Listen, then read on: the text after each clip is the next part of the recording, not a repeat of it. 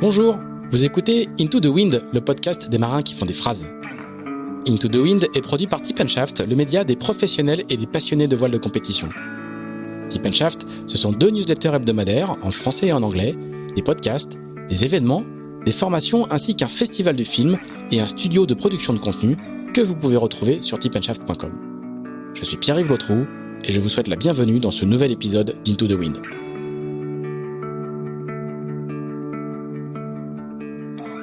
Cet épisode d'Into the Wind est encore et toujours soutenu par Carver, fidèle partenaire de ce podcast depuis l'été 2018. Pour eux, comme pour les équipes techniques et les marins qui sont en train d'en finir avec le Vendée Globe, c'est l'heure du débriefing. C'est grâce à ces échanges permanents avec les coureurs depuis plus de 15 ans que Carver conçoit et développe des produits fiables et performants qui équipent les 2/3 de la flotte en emmagasineurs, hooks, bloqueurs et poulies. Des produits comme le nouvel emmagasineur KF Carbon Kevlar qui a passé avec succès le test du Vendée Globe à bord d'Apivia, des produits donc désormais disponibles pour tous les marins, plaisanciers ou régatiers. N'hésitez pas à passer voir l'équipe Carver dans son showroom de Lorient-la-Base, installé à quelques pas des bureaux de Tip & Shaft.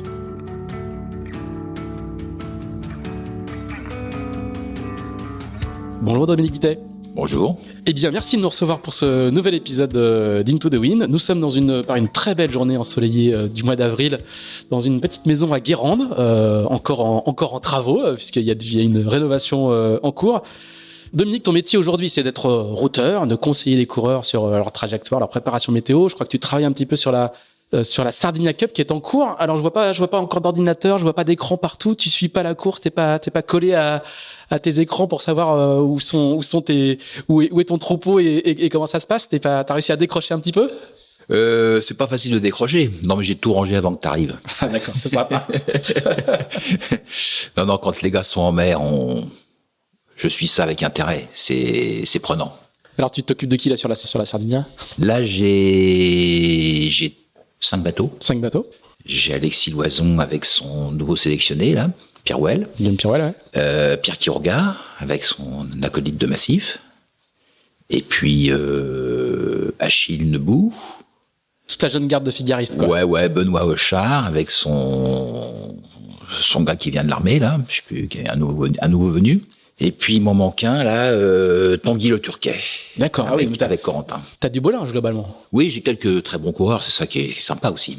Alors, comment ça se passe quand t'as des coureurs qui sont adversaires comme ça? Tu fais des briefings pour tous ensemble? Tu travailles séparément? Parce qu'ils sont concurrents pour la gagne, pour la plupart d'entre eux, hein. Oui, alors soit je travaille pour des groupes. Ouais.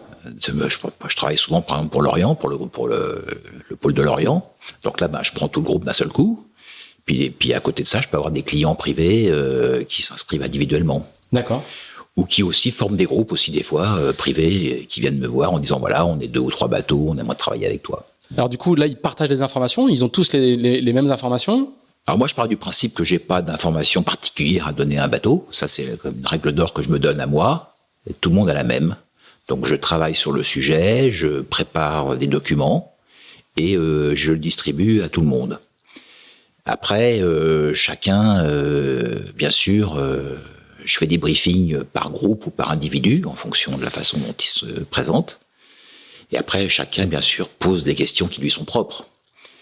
C'est ça qui est intéressant dans le boulot aussi, c'est que forcément, les individus n'ont pas tous les mêmes questions. On va revenir sur ta carrière. On attaque l'actu un petit peu comme c'est traditionnellement le cas dans Into the Wind. Toi, il y a une longue carrière qu'on va évoquer tout à l'heure. Cette nouvelle génération de jeunes figaristes, ils doivent avoir une petite trentaine pour la plupart d'entre eux, hein. Donc on peut dire que c'est une nouvelle génération de figaristes. Comment ils se caractérisent? Toi qui as vu passer plusieurs générations de figaristes, comment ils se caractérisent ces figaristes-là? Il y a du sérieux, il y a de l'organisation, et puis il y a beaucoup d'informatique. Si je dois cibler sur ma partie à moi, il y a une très grosse évolution avec ça. C'est-à-dire qu'aujourd'hui, on est vraiment sur le numérique. Pour tout ce qui est météo, on a beaucoup basculé. Moi, mon job aujourd'hui, c'est de faire que les coureurs lèvent la tête de l'écran et regardent le ciel. Parce que l'écran, j'ai pas besoin de leur apprendre, ils en savent plus que moi. Mm-hmm. Et moi, j'essaie de leur transmettre d'autres choses, justement.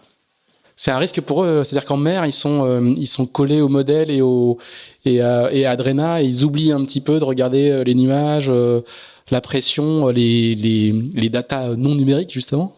Oui, alors c'était très rigolo aux dernières courses, là, en particulier dans les derniers Figaro, parce que comme les bateaux vont très vite avec beaucoup d'angles, ils s'écartent, et alors ils se perdent de vue à l'AIS. Ça, c'est le drame. Là, d'un seul coup, c'est la panique. Et en fait, j'en ai plein qui me disent, mais en fait, c'est génial de naviguer sans AIS, on devient nous-mêmes. Voilà. Et là, c'est intéressant. Parce que justement, ils lèvent le nez, ils regardent le ciel, ils regardent la mer, ils apprennent d'autres choses que, au lieu de regarder en permanence sur leur petit logiciel, comparer les vitesses avec le voisin, se décaler de 100 mètres pour gagner un dixième de nœud, voilà, tout ça, bon, ça c'est un autre jeu. Et donc là, il y a, voilà, la météo, c'est les deux choses, c'est savoir utiliser l'informatique aujourd'hui, hein, très, très, très clairement, mais c'est aussi jouer avec les éléments et les comprendre et aller chercher d'autres choses qu'ils vont pas trouver sur leur petit écran en mer. Alors on va rappeler, notamment pour les figaristes, ils n'ont pas les infos météo qu'ils ont en mer sont extrêmement restreintes. Ton travail à toi, c'est de les préparer et ensuite ils ont plus de contact avec toi une fois qu'on est alors, en mer. Il y a deux temps, il y a la formation. Là, on essaie de leur apprendre des choses. Où est-ce qu'on va trouver l'information? Comment on la trouve? Comment on l'interprète? Comment on l'utilise?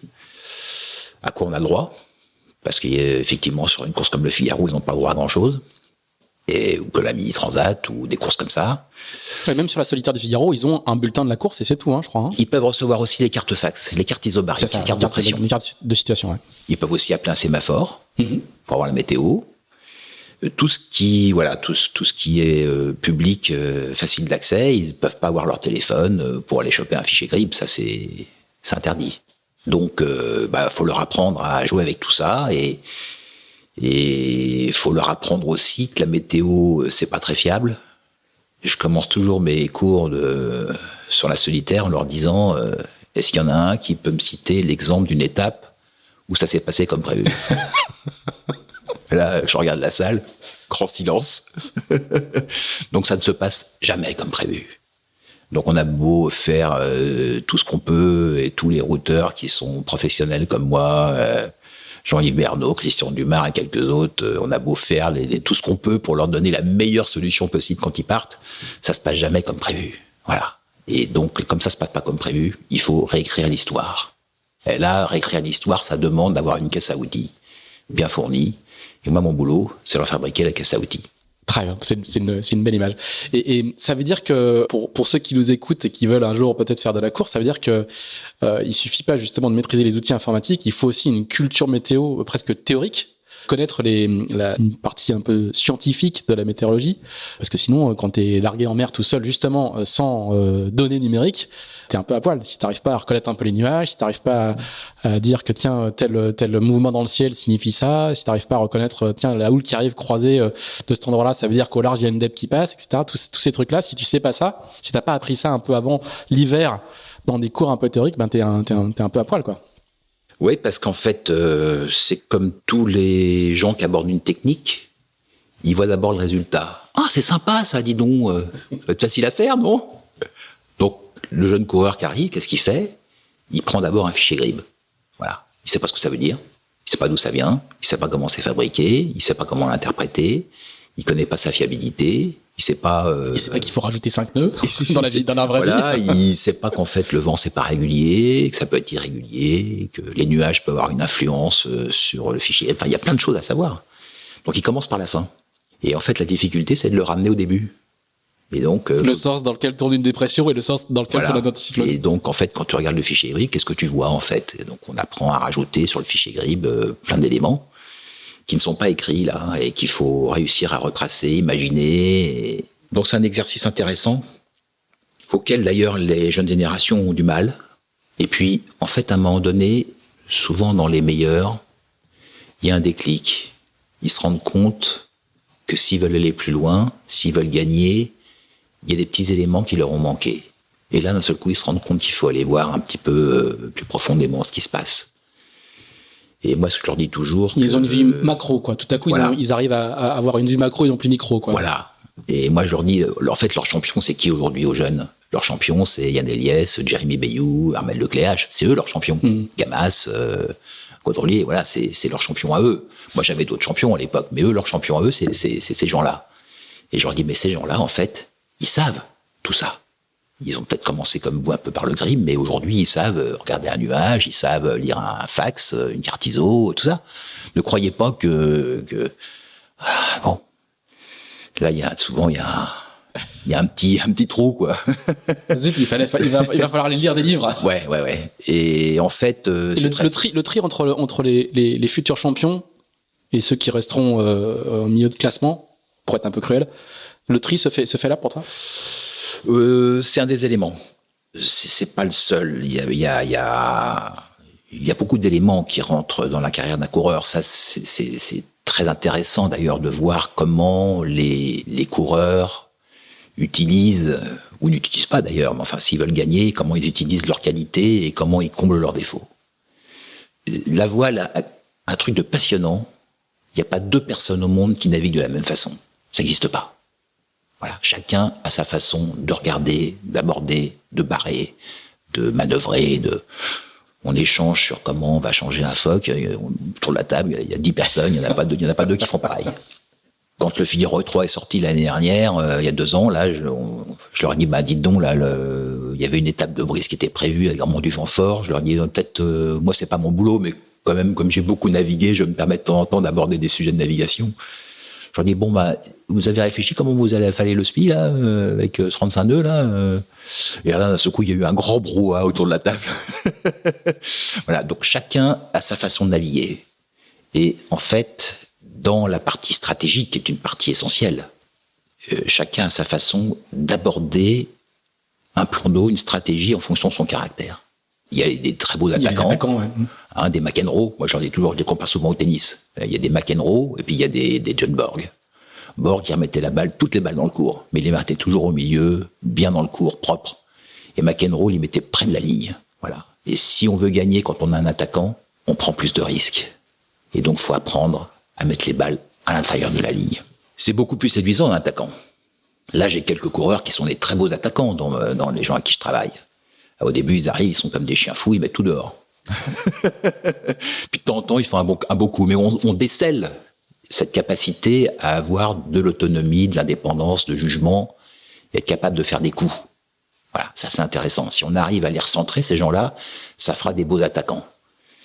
Pour moi, aujourd'hui, un des plus beaux attaquants de la course au large, c'est Armel Lecléache, contre qui j'ai navigué il y a 20 ans. Qui est capable, sur un plan d'eau, d'attaquer et il met des balles dans le cours, quoi. C'est sa grande force. Et c'est beau. Voilà, moi, j'adore ce type de profil. Et puis, il y a des navigateurs qui sont beaucoup plus conservateurs, ce que j'appelle un peu les banquiers, qui, eux, en fait, ils suivent les autres et ils comprennent pas très bien, des fois, quand je leur fais des cours de stratégie. Il y en a qui m'ont déjà répondu, de toute façon, tu suis les autres et puis, voilà, il faut aller vite. Donc là, on est vraiment. Et des fois, ça paye. On a des très bons coureurs, un peu banquiers. Tu veux pas donner de nom là? Non, je vais pas donner de nom. Je vais pas donner de nom parce que j'ai pas. Voilà, c'est un peu moins enthousiasmant. Donc ils sont pas forcément sponsorisés par une banque, hein. Pas forcément sponsorisés par une banque. Mais bon, voilà, non, mais c'est quand même des coureurs qui ont d'autres qualités, qui sont capables d'aller vite, qui peuvent être teigneux, qui lâchent rien, qui ont une bonne analyse du plan d'eau. Voilà, simplement, c'est pas dans leur caractère d'aller se mettre dans les extrêmes. Voilà. Dernière question sur cette partie-là. Au fil du temps, parce que ça fait quand même déjà un petit peu de temps que tu fais ce type de formation et tu vois passer des promotions. Est-ce que toi, tu as déjà détecté des marins qui arrivaient un peu jeunes dans tes cours et tu te dis, lui, c'est un futur grand, ou est-ce que tu as vu des types éclore et devenir vraiment des super bons? Ça se détecte? Quand on fait de la formation, quand on fait de l'enseignement, on voit tout de suite ceux qui percutent ou pas. Tous les professeurs diront ça. C'est quelque chose qui est lié à la formation, à l'enseignement. On est très sensible. Il y en a qui parlent pas, qui peuvent être très pertinents, très percutants. Là, par exemple, je pense dans l'immédiat, très récemment, à Clarisse Kremer, que j'ai eu en formation, et au moment où elle faisait la mini, personne ne la connaissait. Bon, cette fille, elle a une intelligence, incontestablement, quoi. Et à travers les questions qu'elle pose, on voit tout de suite qu'elle met tout de suite le débat à un certain niveau, quoi. Alors qu'à l'époque, elle y connaissait pas grand-chose. On rappelle qu'elle a fait 2e de la Mini Transat en bateau de série. Elle fait 2e de la Mini Transat à suivre, en menant sa course d'ailleurs assez brillamment, de façon assez personnelle. C'est ça qui était fort chez elle. Et puis là, elle se retrouve promue d'un seul coup sur un 60 pieds. Là, et j'ai trouvé que le choix de Banque Populaire était très pertinent. Je me suis dit, tiens, ça c'est une bonne idée. Il y en a qui ont eu la même analyse que moi.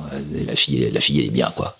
Voilà, c'est le genre de choses qu'on peut détecter. C'est ça, quoi. C'est cette façon de poser des bonnes questions, quoi. Très bien. Alors, on va revenir un petit peu au métier de routeur tout à l'heure, puisque c'est la deuxième partie de ta carrière. Avant, on va faire forcément un long flashback. Ce qui va être génial, c'est qu'on va balayer plein de disciplines différentes de la voile, parce que tu as une très longue et très riche carrière. Donc, le principe d'Into the Wind, c'est qu'on fait un flashback et on repart tout petit, à l'enfance presque.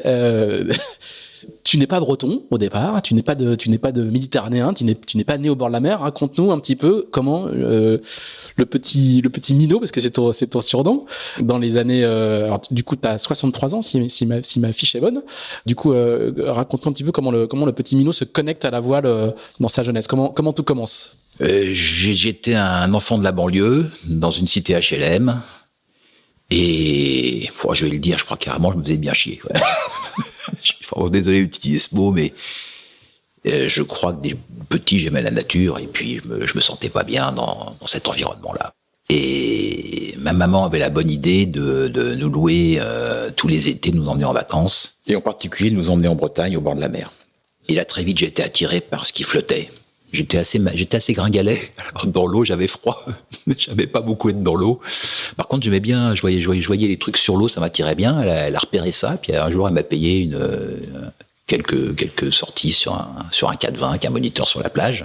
Et puis, j'ai bien aimé ça. Je devais avoir peut-être 11 ans. Donc, on est à la fin des années 60, pour être ouais, on est en 68, dans ces eaux-là. 68, 69. C'est le début c'est le début de la passion française pour la plaisance. Tout ça est en train de se structurer. Oui. Tabarly a gagné la Transat. Voilà. Enfin bon, ça reste modeste, mais les petites graines sont en train d'être. Voilà. C'est très anecdotique. Et puis, en fait, elle m'inscrit après dans une école qui s'appelle Jeunesse et Marine, qui avait d'abord une base à Ourtin dans les Landes, et puis après dans le golfe du Morbihan, que j'ai découvert quand j'avais 14 ans. Et à l'île de Groix aussi. Et puis après à Groix. Et là, ça a été pour moi une grande révélation, parce que j'ai fait tout de suite les quelques stages qu'on peut faire dans ce type d'école. Et puis rapidement, comme ça se faisait à l'époque, on était rapidement embauchés comme bénévoles, comme encadrant. Et là, je me suis engouffré là-dedans et j'ai encadré des dizaines de stages, en particulier au départ de Groix. D'abord sur les petits bateaux de croisière, et puis à l'époque les bateaux étaient pas très gros, donc le plus gros bateau de la base devait faire 9 mètres ou 10 mètres. C'était le monstre. Mais bon, pour l'anecdote, c'était une révélation pour moi, parce que à l'époque, quand on commençait à encadrer, on naviguait sur des petits bateaux qui s'appelaient des belons, qui étaient des bateaux en contreplaqué, qui faisaient 5 mètres 50, sur lesquels on naviguait à 4. Et en flottille, on était 5 ou 6 bateaux. Et c'était des dériveurs lestés. On partait de Groix dans la fin d'après-midi, et le lendemain matin, on arrivait au Glénan. On passait la nuit pour tirer des bords à 3 nœuds et demi, et quand on voyait le phare de... Il y a une vingtaine de milles, entre Groix et Glénan, il y a une vingtaine de milles. On voyait le phare de Pinfret toute la nuit, et en espérant y arriver au petit matin, et on arrivait au Glénan le lendemain, quoi. Voilà, c'était ça, à l'époque, la navigation. Aujourd'hui, les petits coqs, ils font ça en 1 heure. Donc, mais ça peut être génial quand on est ado et qu'on découvre ça. Génial. Et donc, très vite, forcément, comme ça va pas vite et qu'on met beaucoup de temps, forcément, on cherche à gagner du temps. Quand on cherche à gagner du temps, on étudie les courants. Donc, on étudie les courants, forcément, on se rapproche de la Terre. Donc, je me suis mis à faire tous les trous de souris possibles et inimaginables sur la côte bretonne. Dès qu'il y avait un caillou, un trou, un passage d'eau, n'importe quoi, j'allais voir. Je passais avec les bateaux. Donc j'ai commencé comme ça à éplucher toute la côte française. Et puis j'ai fait ça après sur toute la côte bretonne d'abord. Mais là on n'est pas en course, quoi. C'est de l'exploration, quoi. À l'époque c'était l'exploration. Voilà. Il faut savoir qu'à l'époque il y avait pas de port. Enfin il n'y a pas de port de plaisance. Il y avait que des ports de pêche. Donc on pouvait rentrer dans les ports qu'à pleine mer. Donc quand c'était pas pleine mer, on mouillait à l'extérieur, on attendait que la marée monte pour rentrer dans les ports.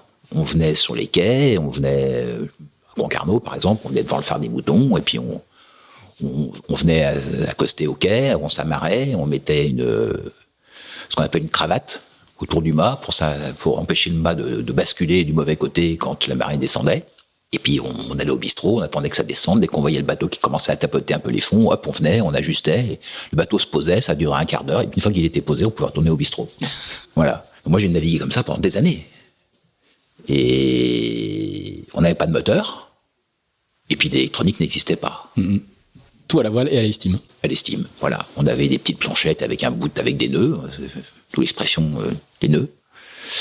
Donc on mesurait notre vitesse comme ça, à l'estime, et puis on avait des cartes papier, on reposait les points sur la carte papier, et puis ça nous empêchait pas de naviguer, de traverser la Manche, de faire plein de trucs. Et alors comment la connexion avec le monde de la course se fait?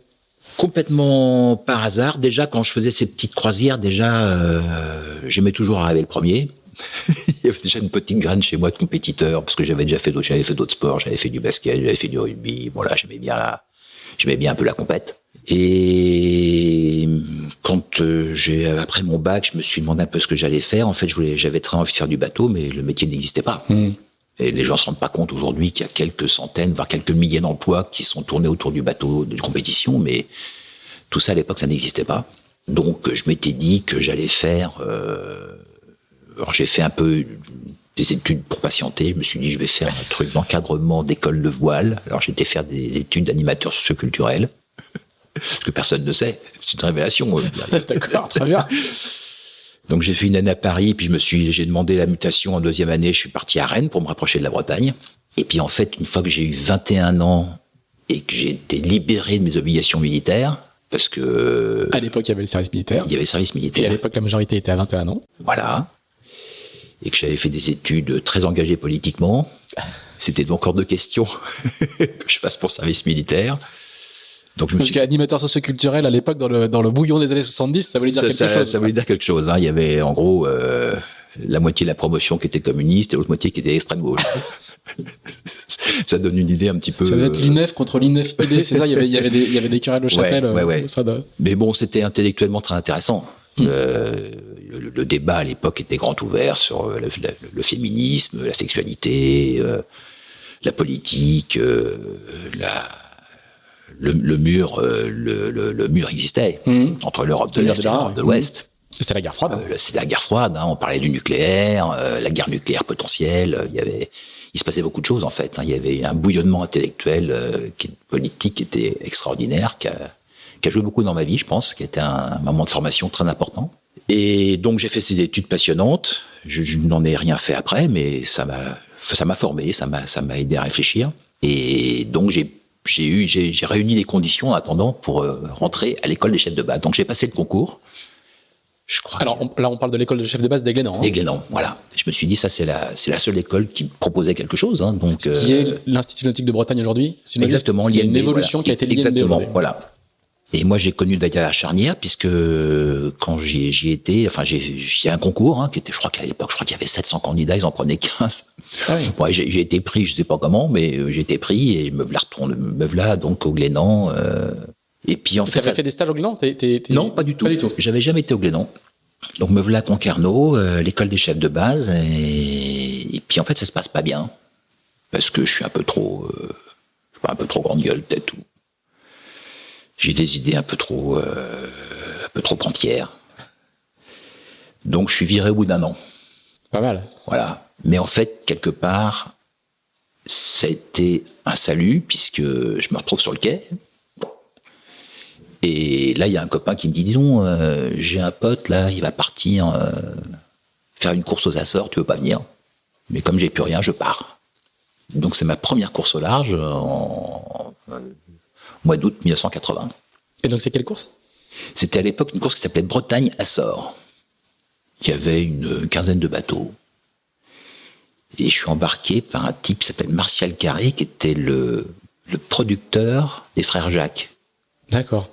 Qui s'était payé un joli plomb finot en aluminium. Donc les frères Jacques, il faut expliquer à Mino. Ah, les frères Jacques. Les frères Jacques, hein, c'est un groupe de chanteurs. Un groupe de chanteurs. Je vais les décrire moi. Mimeurs. Mimeurs, voilà. Ils ont tous des collants noirs et des soupules de couleur. Voilà. Et ils sont 7 ou 8. Ils sont 4. Ils sont 4. Voilà. Je Ils sont 4. Mais bon, ce sont des célébrités de l'époque. C'était des célébrités de l'époque, voilà, exactement. Suffisamment pour permettre à leurs producteurs de s'acheter un plan film. Exactement. C'était des gens qui se produisaient dans toute la France, qui faisaient ça le comble tout le temps. Donc, me voilà parti pour les Açores, aller-retour. Je découvre les Açores, magnifique. Et donc, ça me donne le goût. Et en septembre 80, ou octobre 80, il y a une nouvelle course qui est partie, qui s'appelle la Baule-Dakar. Alors, on va donner quelques éléments de contexte. En 1980, on est 2 ans après la première édition de la Route du Rhum. Ouais. On est 4 ans après la deuxième victoire de Tabarly dans la Transat anglaise. Et c'est le début, on va dire, de l'émergence de la voile française vis-à-vis de la voile anglaise, qui jusque-là est celle qui a inventé les courses en solitaire, etc., etc. La Mini Transat n'a pas encore été rapatriée en France de mémoire. Non, c'est plus tard. C'est un peu plus tard. On va y venir. Mais ce que je veux dire, c'est que le barycentre de la voile de compétition n'a pas encore basculé du côté de la France, comme c'est le cas un petit peu aujourd'hui quand même. Hein. En tout cas pour la course au large en solitaire. Ouais, il y a une espèce de... Alors, on a oublié 79, la victoire de Riguidel-Gaïnet contre Tabarly-Pajot sur la Transat en double. Sur Lorient les Bermudes de retour. En fait, il y a une espèce d'effervescence intellectuelle à ce moment-là, extraordinaire en France, qui, je trouve, n'existe plus maintenant, à ce point-là, qui est qu'est-ce qu'on va inventer pour aller plus vite sur l'eau, quoi. Et là, il y a tout. On est dans un espèce de fourmillement d'idées, chacun trouvant le truc le plus génial que l'autre, quoi. Donc on invente des catamarans, des trimarans, des folleurs déjà. Tabarly avait déjà inventé le premier folleur en 1979. Avec Paul Ricard. Avec Paul Ricard, faut pas l'oublier. Il avait juste pas la mise en œuvre des matériaux, mais l'idée était là. Et des praos. Guy Delage qui après va faire d'autres choses, mais Guy Delage va courir sur un prao dessiné par Ollier. Donc on est dans une effervescence, un bouillonnement intellectuel, architectural incroyable. Et personne ne connaît la vérité. Personne ne sait qui va gagner à ce petit jeu. À ce moment-là, chacun prétend qu'il a la meilleure solution. Et toi, c'est pile poil le moment où en fait t'arrives. Et moi, j'arrive. Moi, j'arrive à ce moment-là. Donc c'est génial pour notre génération parce que nous, on arrive dans un moment où tout est à écrire. On est en train l'argent arrive. Pas des sommes comme aujourd'hui, mais à l'époque, on pouvait courir avec 10 000 euros, on pouvait faire une transat. Si je fais un comparatif financier. Donc, la passion est là, l'envie est là, le bouillonnement intellectuel est là, et donc moi j'arrive, et donc c'est pour vous dire à quel point c'était incroyable. Moi j'habitais à Concarneau à l'époque, j'avais pas un rond, donc je circulais en stop, donc j'étais venu à la Baule en stop, et j'avais fait le tour du port, j'avais essayé de trouver un embarquement, j'avais demandé comme ça, machin. Alors, on m'avait fait des vagues. Pour la Baule-Dakar, hein. Ouais, pour la Baule-Dakar, on m'avait fait des vagues réponses. Bon, peut-être, on sait pas. Et donc, un des bistrots du port de Pornichet, j'avais mis un petit bout de papier sur la porte d'un bistrot, et j'avais mis équipier, cherche embarquement, voir mes coordonnées au dos. Et je scotche ce petit bout de papier, comme un petit bout de papier de 10 par 10, hein, que je scotche sur la porte du bistrot, et je repars en stop à Concarneau. Et je reviens la semaine suivante, et je vais au bistrot, et je prends le bout de papier, et je le retourne, et derrière, vous adressez à tel bateau. Ah, incroyable. Incroyable. Et donc, je vais sur le ponton, je me présente, bonjour, Dominique Vitet, c'est moi qui ai mis le petit mot, parfait, voilà, et je suis parti comme ça. Et c'était quel bateau ? C'était un Jouette 37, parce qu'à l'époque, il y avait 5 classes de bateaux, en fonction de leur taille, et me voilà parti en classe 5, sur ce Jouette 37, et parmi les équipiers, on était 5 à bord, parmi les équipiers, il y avait un certain Nicolas Reynaud. D'accord. Que je recroiserai plus tard dans ma vie.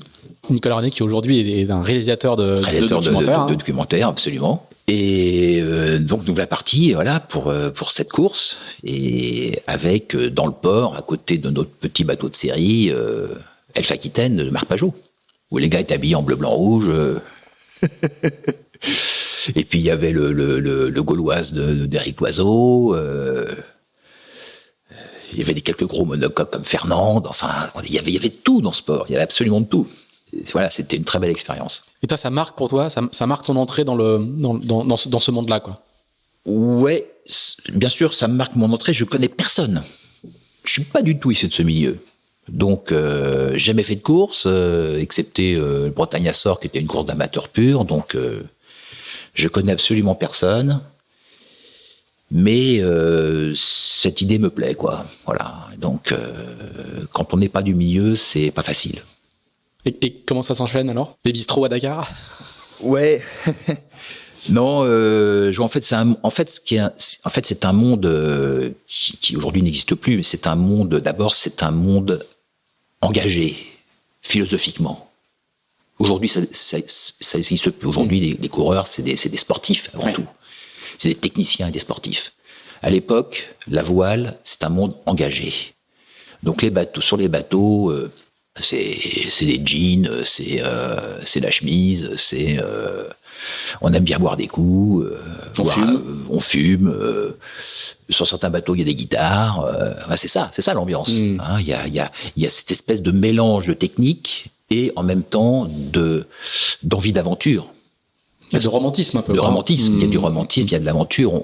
Quand on fait ça, et moi c'est ce qui me plaisait dans cette passion, dans cette activité, c'était ce mélange de sport et d'aventure et de voyage. J'allais à Dakar, et puis après je vais beaucoup voyager avec le bateau, mais c'était aussi aller voir d'autres pays. Moi j'adorais le voyage. Donc j'avais envie de voyager. Donc, du coup, je vais continuer en faisant des courses en half. Et puis, je vais me mettre dans la tête l'idée que si on veut avancer dans ce métier, en fait, il faut courir. Et là, je découvre qu'il y a la Mini Transat, qui est une course toute neuve. Ouais. Qui a été créée donc en 77. Il y a eu 2 éditions, 3 éditions, quoi. Bob Salmon, et puis en 80, il y a tu vis ça comme tu parles de métier, mais à l'époque, tu vis ça comme un métier? Ben, j'ai pas de métier. Ouais. Je fais plein de métiers. Donc, pour gagner ma vie, je fais plein de métiers. Donc, j'ai ramassé des pommes, j'ai été facteur. Enfin bon, je vais pas tous les énumérer, mais j'ai fait beaucoup de choses dans ma vie. Donc. Mais tu gagnes pas ta vie avec la voile. C'est pour ça que quand tu dis je veux faire un métier, c'est pas une perspective professionnelle. La voile à l'époque, ça fait pas gagner d'argent. Voilà. Donc il faut réussir à faire son trou, et pour faire son trou, la seule solution, c'est de naviguer en solitaire, en fait. Et la France offre cette perspective, qui était très française d'ailleurs, qui était que pour faire carrière, pour trouver de l'argent, c'était pas des propriétaires qui financent leurs équipiers qui naviguent en équipage. La France s'est développée à travers le solitaire. Donc moi, je comprends que c'est cette filière-là qu'il faut prendre, et puis ça me plaît bien comme idée. Et puis cette Mini Transat là dont j'entends parler, ça me plaît bien. Je lis les journaux, je lis les revues nautiques comme tous les passionnés. Je découvre le bateau de l'Américain qui gagne la Mini Transat en 81. Tout est expliqué. C'est ce petit bateau de 6,50 m qui traverse l'Atlantique. C'est génial comme idée.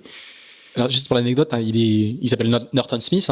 Norton Smith, absolument. Et le bateau, ça semble complètement incroyable aujourd'hui. Le bateau, il est sponsorisé par American Express. Exactement. Ça, ce qui semble complètement fou aujourd'hui, quoi. Ouais.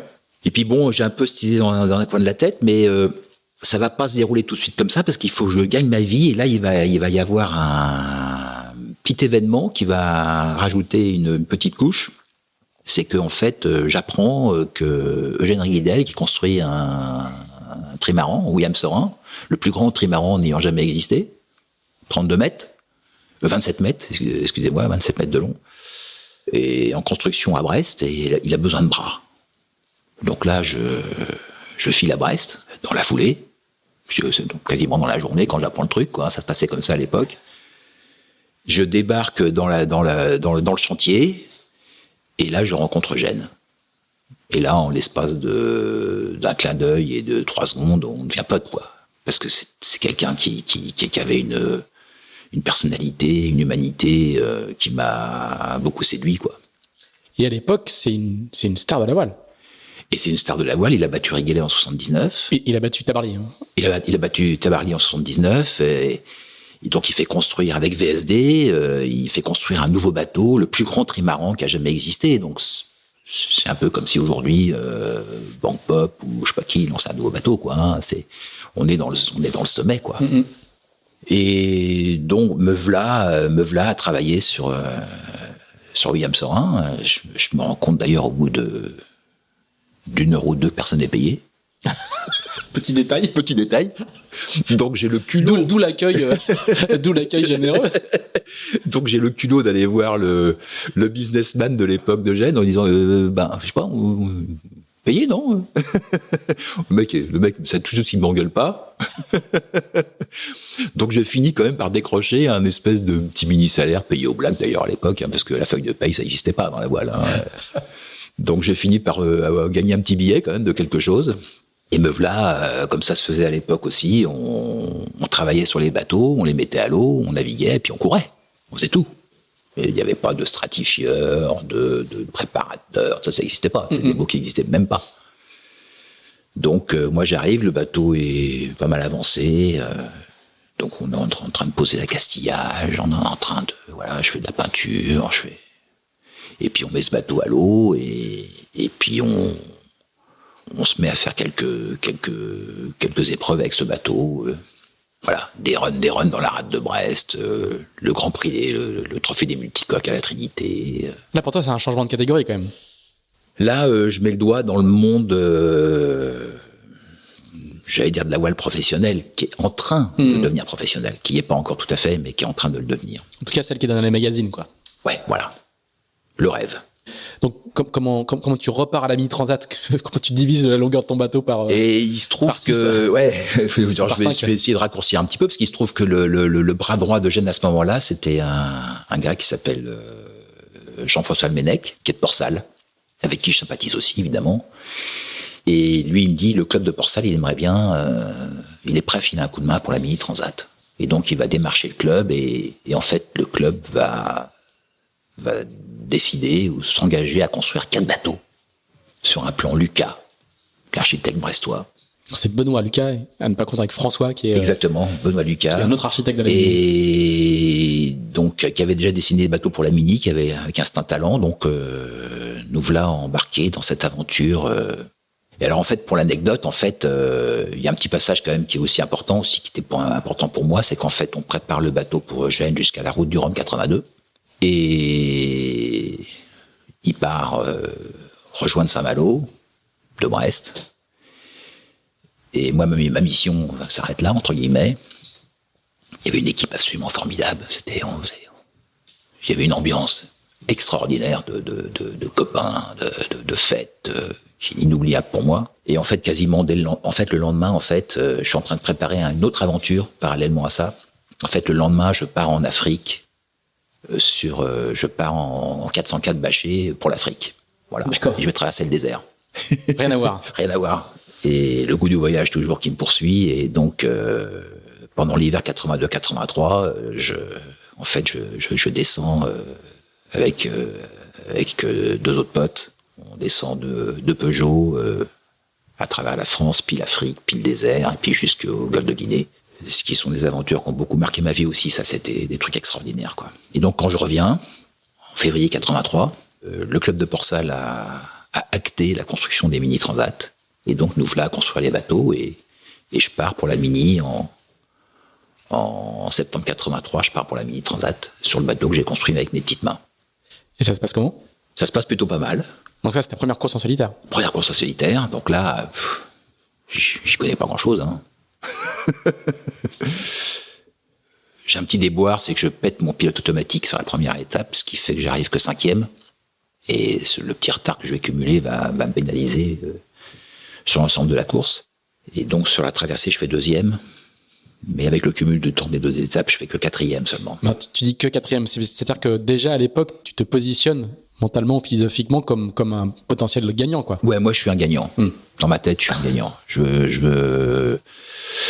J'avais fait du sport avant, de compétition, j'aime la compète, j'aime gagner, donc je perds la 3e place à 10 minutes. C'est un peu le paradoxe de cette époque-là, c'est qu'on est effectivement romantique, on a les cheveux longs, il y a l'ambiance, mais il y a aussi la gagne. Ouais, il y a la gagne. Ouais. Et d'ailleurs très vite, on sent cette dualité entre la gagne et l'esprit un peu cool. Sépare les gens un peu. Il y a ceux qui veulent rester cool et puis il y a ceux qui veulent gagner. Et là, on sent que ceux qui veulent gagner sont pas toujours bien vus par ceux qui veulent rester cool. Hein, mais bon, c'est un choix. C'est un choix que moi je fais. Donc je fais 4e de cette Mini Transat et puis ça me donne envie de continuer, quoi. Donc là je retrouve, à la sortie de la Mini, je retrouve Eugène Guédel et William Sorin. Et Eugène va me filer un coup de pouce formidable parce que en 84, je continue à naviguer. Je navigue à ce moment-là, je navigue dès que je peux naviguer sur les gros bateaux, je navigue. Donc je navigue avec Mike Birch sur Fujicolor, je navigue avec Florence Artaud sur Biotherm. Donc ça, c'est la très grande époque des multicoques. Dans les années 80-85, là, c'est l'explosion.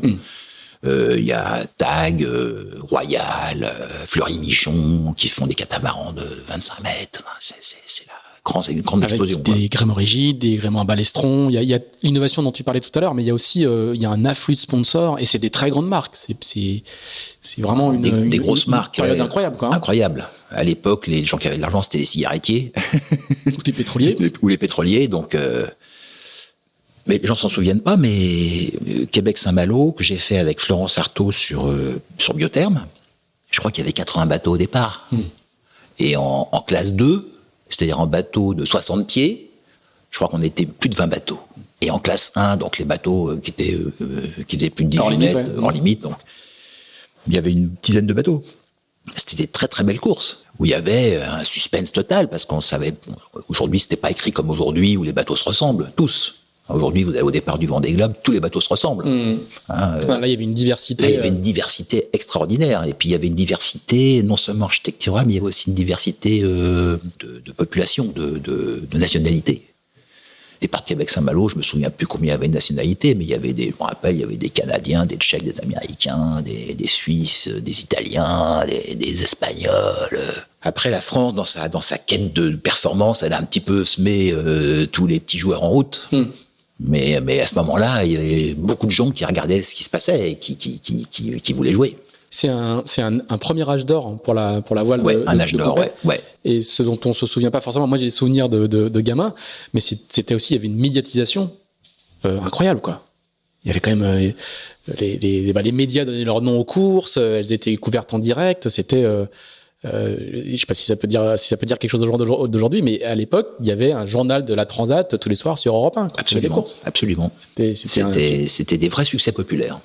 Donc là, juste encore pour donner un autre élément de contexte, on est avant le premier Vendée Globe, qui va devenir un peu. On est avant le premier Vendée Globe, qui va devenir la référence. Et voilà, et on est à 5 ans du premier Vendée Globe. Ouais. Le Golden Globe, qui est la pierre originelle du Vendée Globe, c'était en 68. Donc c'était pas très longtemps avant. Et dans cette période-là, t'es encore un peu en mode je passe d'un projet à l'autre, je suis payé au black, ou ça commence à se structurer, ou toi t'as conscience de commencer à faire carrière, ou comment? Alors avec Florence, Biotherm, Québec-Saint-Malo, première fiche de paye que je regarde attentivement. J'ai jamais vu une fiche de paye. Tout encadré là au mur derrière. Je vois qu'il y a plein de lignes. On paye un tas de trucs pour la retraite, pour je sais pas quoi. Là, voilà. Donc ce qui me vaut d'ailleurs aujourd'hui de ne pas avoir toutes mes annuités. Hein. Il va falloir que je bosse encore quelques années. Parce que toutes ces années-là, on n'était pas payé officiellement. Faut dire les choses telles qu'elles sont. Le premier qui vient vraiment avec une équipe structurée, c'est Pajot avec Elf Aquitaine en 80. Avec des mecs payés à l'année, etc. Alors, tous habillés pareil. Ouais, tous habillés pareil, payés à l'année. Oh, regardez ça.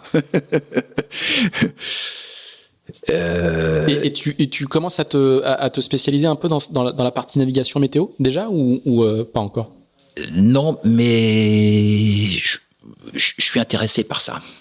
Déjà, quand je faisais du belon entre Groix et des Glénans, déjà ça m'intéressait. Et donc là, je comprends c'est fondamental. Comme dans la règle du jeu, il n'y a pas que les bateaux, il n'y a pas que la forme des bateaux, il y a aussi savoir où il faut aller, quoi. Donc ça m'intéresse, mais à l'époque, on n'a pas d'outils. Il n'y a pas d'outils. Bon, on apprend que certains ont consulté un ingénieur à Météo France avant de partir. Oula. Ça, c'est Pajot. C'est Pajot. C'est grosse innovation, quoi. Sinon, ça navigue, on part. Voilà. Donc, je vais découvrir ça un peu plus tard. D'ailleurs, je fais un record de l'Atlantique sur William Sorin avec Eugène. On a un fax qui reçoit des cartes. Là, on arrive à sortir 2-3 cartes dans la traversée. Pour moi, c'est une révélation. Et puis, en fin 84, après Québec-Saint-Malo, je Eugène vient me voir un jour et il me dit, écoute, voilà, j'ai bien réfléchi, j'ai décidé d'arrêter ma carrière, mais j'ai dit à William Sorin que je voulais donner ma chance je voulais qu'un jeune de l'équipe ait sa chance. Donc j'ai pensé à toi. Voilà, c'est émouvant.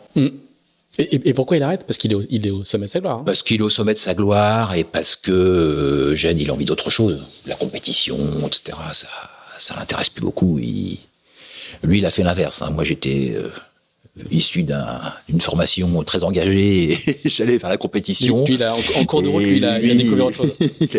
Il est parti vers une autre philosophie de vie, on va dire. Donc, il décide d'arrêter la compétition et donc me voilà disputer mon premier Figaro en 85 sous les couleurs de William Sorin. Et alors le Figaro, à l'époque, c'est un objectif pour toi. Parce que là, du coup, d'un seul coup, tout ça devient professionnel, quoi. T'as un sponsor, Ouais, j'ai un sponsor. À l'époque, il y avait ces gros bateaux, mais c'est vrai qu'après, il y avait pas beaucoup de séries comme aujourd'hui. Il y avait pas tant de bateaux que ça finalement. Donc en dehors de ces grandes courses au large, les coureurs faisaient du half tonner. Donc on retrouvait en half tonner tous les champions de la voile français. Et puis du beau gratin, quoi. Et une partie de ces champions, on les retrouvait sur le Figaro. Donc à l'époque, c'était un must de courir en half. Alors, pour préparer le Figaro, on faisait des courses en half à l'époque. Il y avait la semaine de La Rochelle, il y avait un tas de courses, toutes les courses en manche, etc., qui existaient à l'époque, qui ont complètement disparu maintenant. Mais à l'époque, sur ces championnats-là, il y avait 30 bateaux. Avec les architectes qui s'étriaient là pour Andrieux, Briand, tout ça, ils étaient tous là. C'était des protos, hein. C'était des protos à l'époque. Hein. Donc, je vais faire mon premier Figaro en 85 sur ces halfs. Voilà, c'est une expérience qui a pas été facile parce que j'ai cassé mon safran dans la 3e étape, alors que j'étais en tête des bisous. Et Figaro emporté brillamment par Philippe Poupon, la star de l'époque. Mais bon, j'ai pas tout compris ce qui s'était passé, mais j'avais envie de comprendre. Quand vous partez la première nuit, départ de Granville, puis à l'époque, il y avait pas d'histoire avec la force du vent. Ils annonçaient au salon nautique que le Figaro allait partir le 12 août à 14h. Ça partait le 12 août à 14h. Quelles soient les conditions. Quelles que soient les conditions. Donc là, quand on est sorti de Granville, il y avait 25-28 nœuds. On a pris un coup de vent de 40 nœuds dans la nuit. Tout ça, c'est arrivé à Kinsale. Il y a eu 2-3 dématages. Bon, voilà. La routine. Truc normal, quoi. Donc, ça, c'était ma première étape de Figaro. Là, pour toi, c'est le début quand même je sais pas si c'est une passion au milieu de ta passion, mais d'une histoire très très forte avec la solitaire, qui va quand même structurer une bonne partie de ta vie, quoi. Ouais. J'aime bien la phrase d'Alain Gauthier qui dit « La solitaire a guidé ma vie ». Je trouve que c'est Alain qui était là d'ailleurs, plus jeune que moi. Et oui, parce que c'est une école en même temps tellement exigeante, tellement difficile, mais dont on sent bien que quand on arrive à côtoyer les sommets, il y a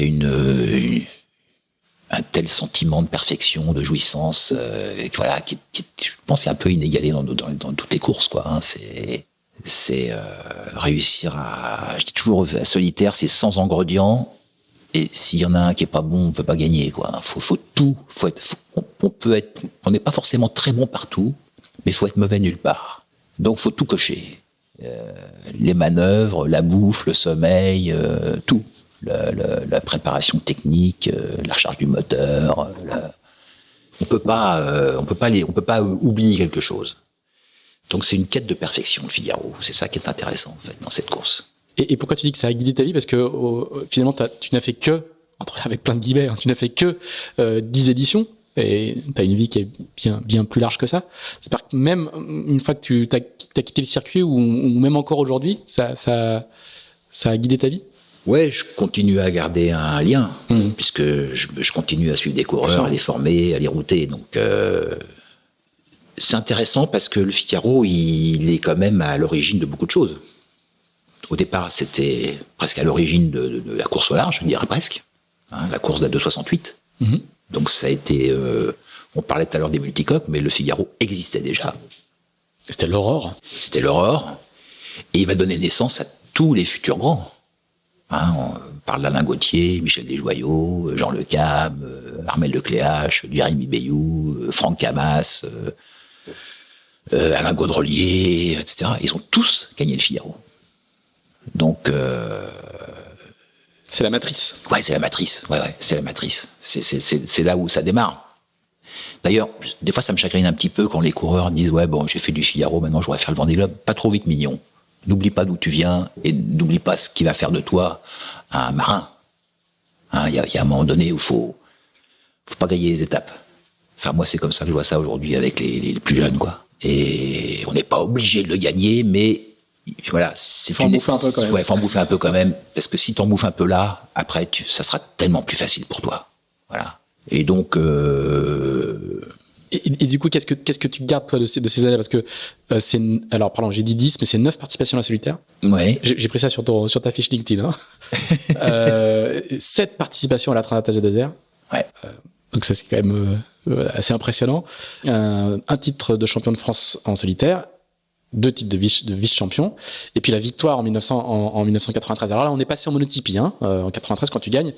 Je dirais c'est même encore un peu un cran au-dessus parce que tous les bateaux sont identiques. Ouais, je me rends compte assez vite là que le jeu, en fait, ce qui se passe, c'est à l'époque des Halles, dans les années 80, le jour de l'arrivée du Figaro de la dernière étape, sur le quai, se négocie déjà la location du bateau pour l'année suivante. Ah oui.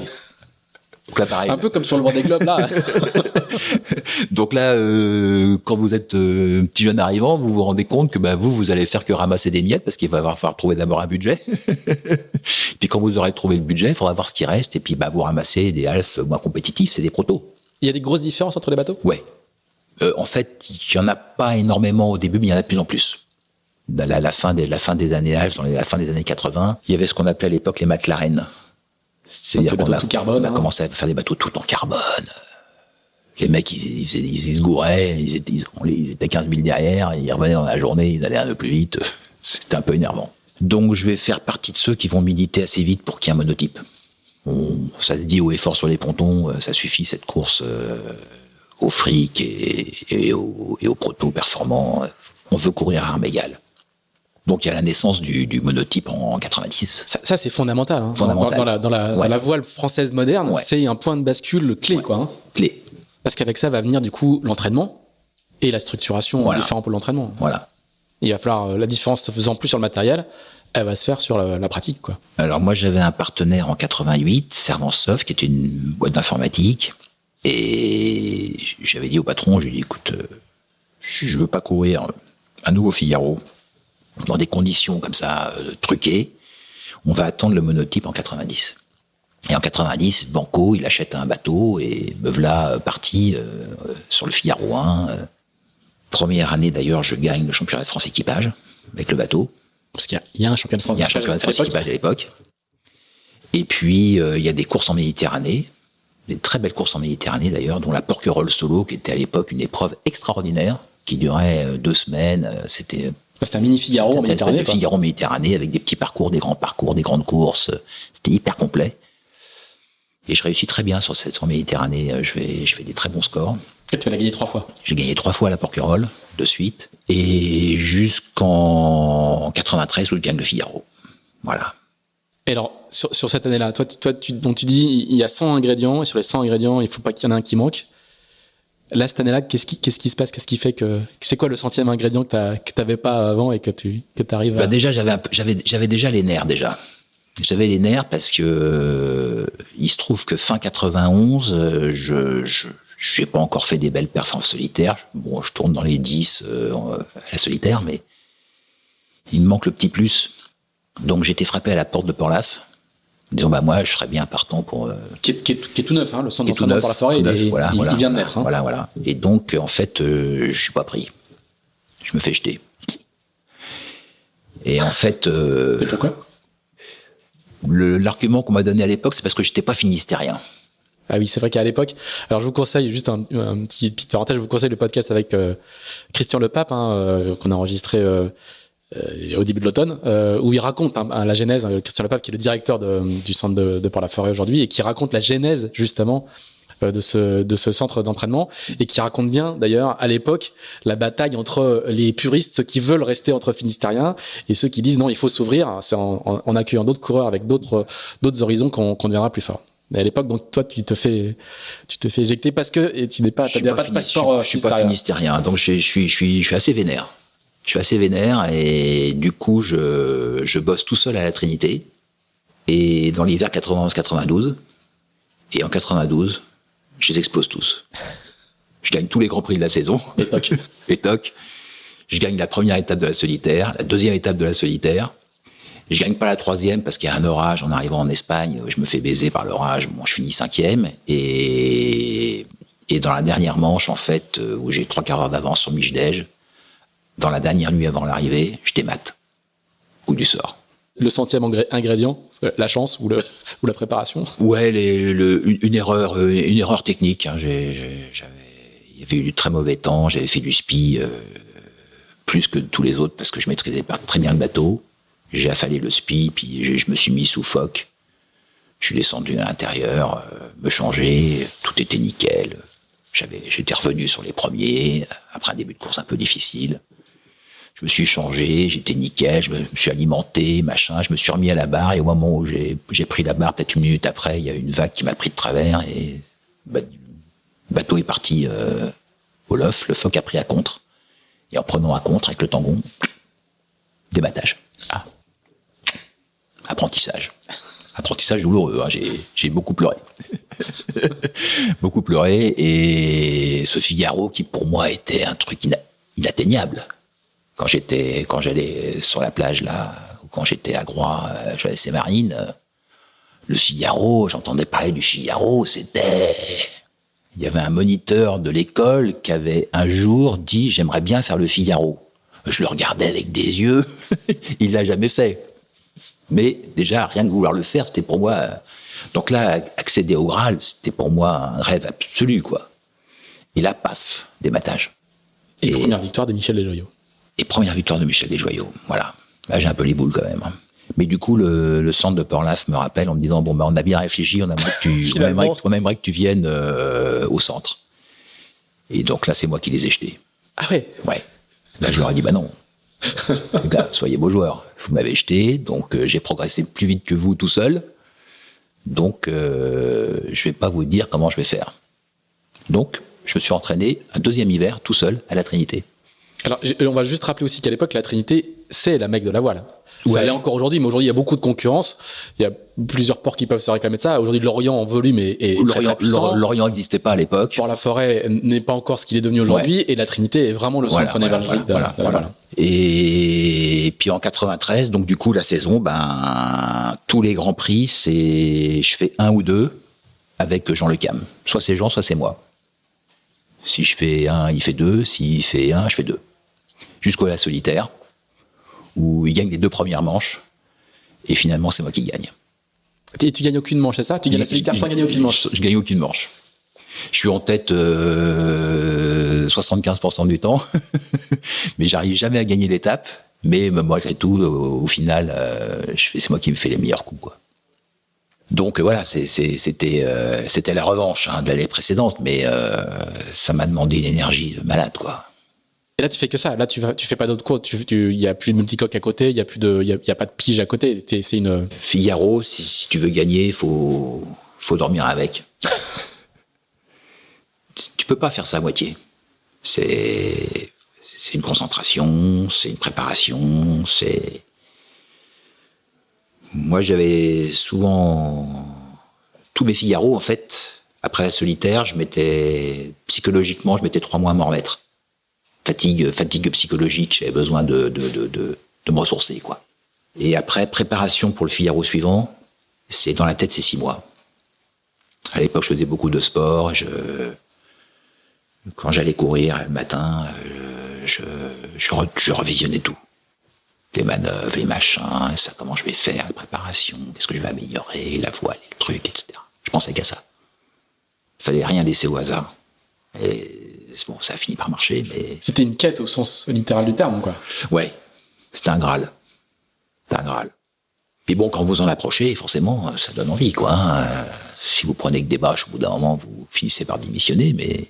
Et alors, du coup, qu'est-ce qui se passe quand on a atteint son Graal? Je crois que t'as 36 ans, hein, l'année où tu gagnes le Figaro. Tu fais quoi? Tu te retires sur ton Aventin ou j'ai Parce envie que la solitaire d'après, elle se passe pas bien, quoi. T'abandonnes, je crois, hein, si j'ai bien... Ouais, je me casse le pied sur un ponton. J'étais pas très bien engagé.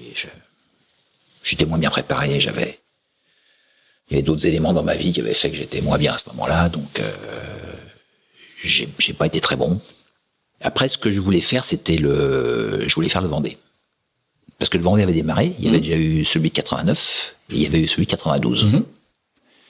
Et moi, je gagne le Figaro en 93 et je veux racheter le bateau de Alain Gauthier.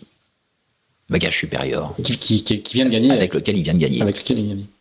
On est donc là, le temps de monter projet, tout ça, On arrive en 95. J'ai presque bouclé l'opération. Il me reste à acheter le bateau. On a déjà négocié, quoi. Et donc, on donne rendez-vous à Paris, avec mes investisseurs. On donne rendez-vous à l'avocat pour acheter le bateau. Et ça tombe en plein dans les grèves Juppé de 95. De 95. Et donc, l'avocat n'est jamais arrivé. Il nous appelait au téléphone disant je suis dans les bouchons, j'ai arrêté sur le périphérique. Et donc, le mec est jamais arrivé. C'était un vendredi. Et dans le week-end, il y a un autre coureur qui a fait une surenchère et j'ai perdu le bateau. Aïe, aïe, aïe. Coup du sort. À quoi ça se joue, quoi? À quoi ça se joue. Voilà. J'en veux pas à Juppé. Mais c'est comme ça que j'ai pas pu courir ce Vendée Globe, en fait. Après, il fallait que je remonte un autre truc et tout. Enfin, c'était compliqué. Remotiver les gens et tout. On était 1 an du départ. C'était mort, quoi. C'était mort. Donc, j'ai pas fait le Vendée. Et puis, j'ai réussi à monter un autre projet après, qui était Petit Navire, qui était le premier mât basculant. Ah, c'est incroyable, parce que j'ai raconté une partie de ma vie à moi, mais c'est mon premier voyage de presse dans la voile.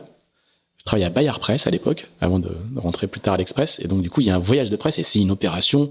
Il y a 50 journalistes qui viennent en avion depuis Paris, quand même, à Douarnenez. Je sais pas si tu te souviens de ça? Oui. Et au port de pêche, puisque le Petit Navire est une sardinerie qui appartient au groupe, à un groupe américain, en fait, mais qui est une sardinerie locale, douarneniste, quoi. Et donc, on est tous dans un restaurant qui est en hauteur au-dessus du port, et c'est un gros projet avec beaucoup de moyens. Il y a toi, mais il y a Jean Le Cam, Loïc Blanquen, Gwen Chapelain et Fred Leclerc. Voilà. Il y a du beau linge, quoi. Tout le monde est habillé pareil, il y a distribution de goodies dans tous les sens. C'est une très très grosse opération. La marraine Jane Birkin. Exactement. Et ça sera, je sais pas si on peut qualifier ça de fiasco. Ça marchera pas du tout, quoi. C'est un fiasco, ouais. C'est un fiasco parce que le bateau ne fera jamais rien, quoi. Le bateau fera jamais rien. Il y a des erreurs de construction, il y a des conflits entre le chantier, bref. Et il a un mât, et donc, oui, pardon, je t'ai coupé tout à l'heure, mais il a un mât, c'est un gréement basculant. Hein. C'est un gréement basculant sans haubans. Donc c'est un mât autoporté, qui est tenu uniquement par le pied de mât qui est au fond du bateau et un collier de rotation qui se trouve au niveau du pont. Et on manœuvre le mât uniquement par le pied de mât. Voilà. Et bien sûr, quand il y a un étai et une bastaque au vent, ça tient le gréement dans sa longitudinale et en partie en latérale. Et l'intérêt, c'est qu'on bascule tout le poids du gréement au vent du bateau, comme une planche à voile, ou comme les trimarans. Donc sur le papier, c'était très séduisant, mais il fallait beaucoup plus de sérieux dans la construction et dans le suivi de chantier que ce qui a été fait pour que ce soit bien fait. Et puis après, ce système de gréement va être interdit.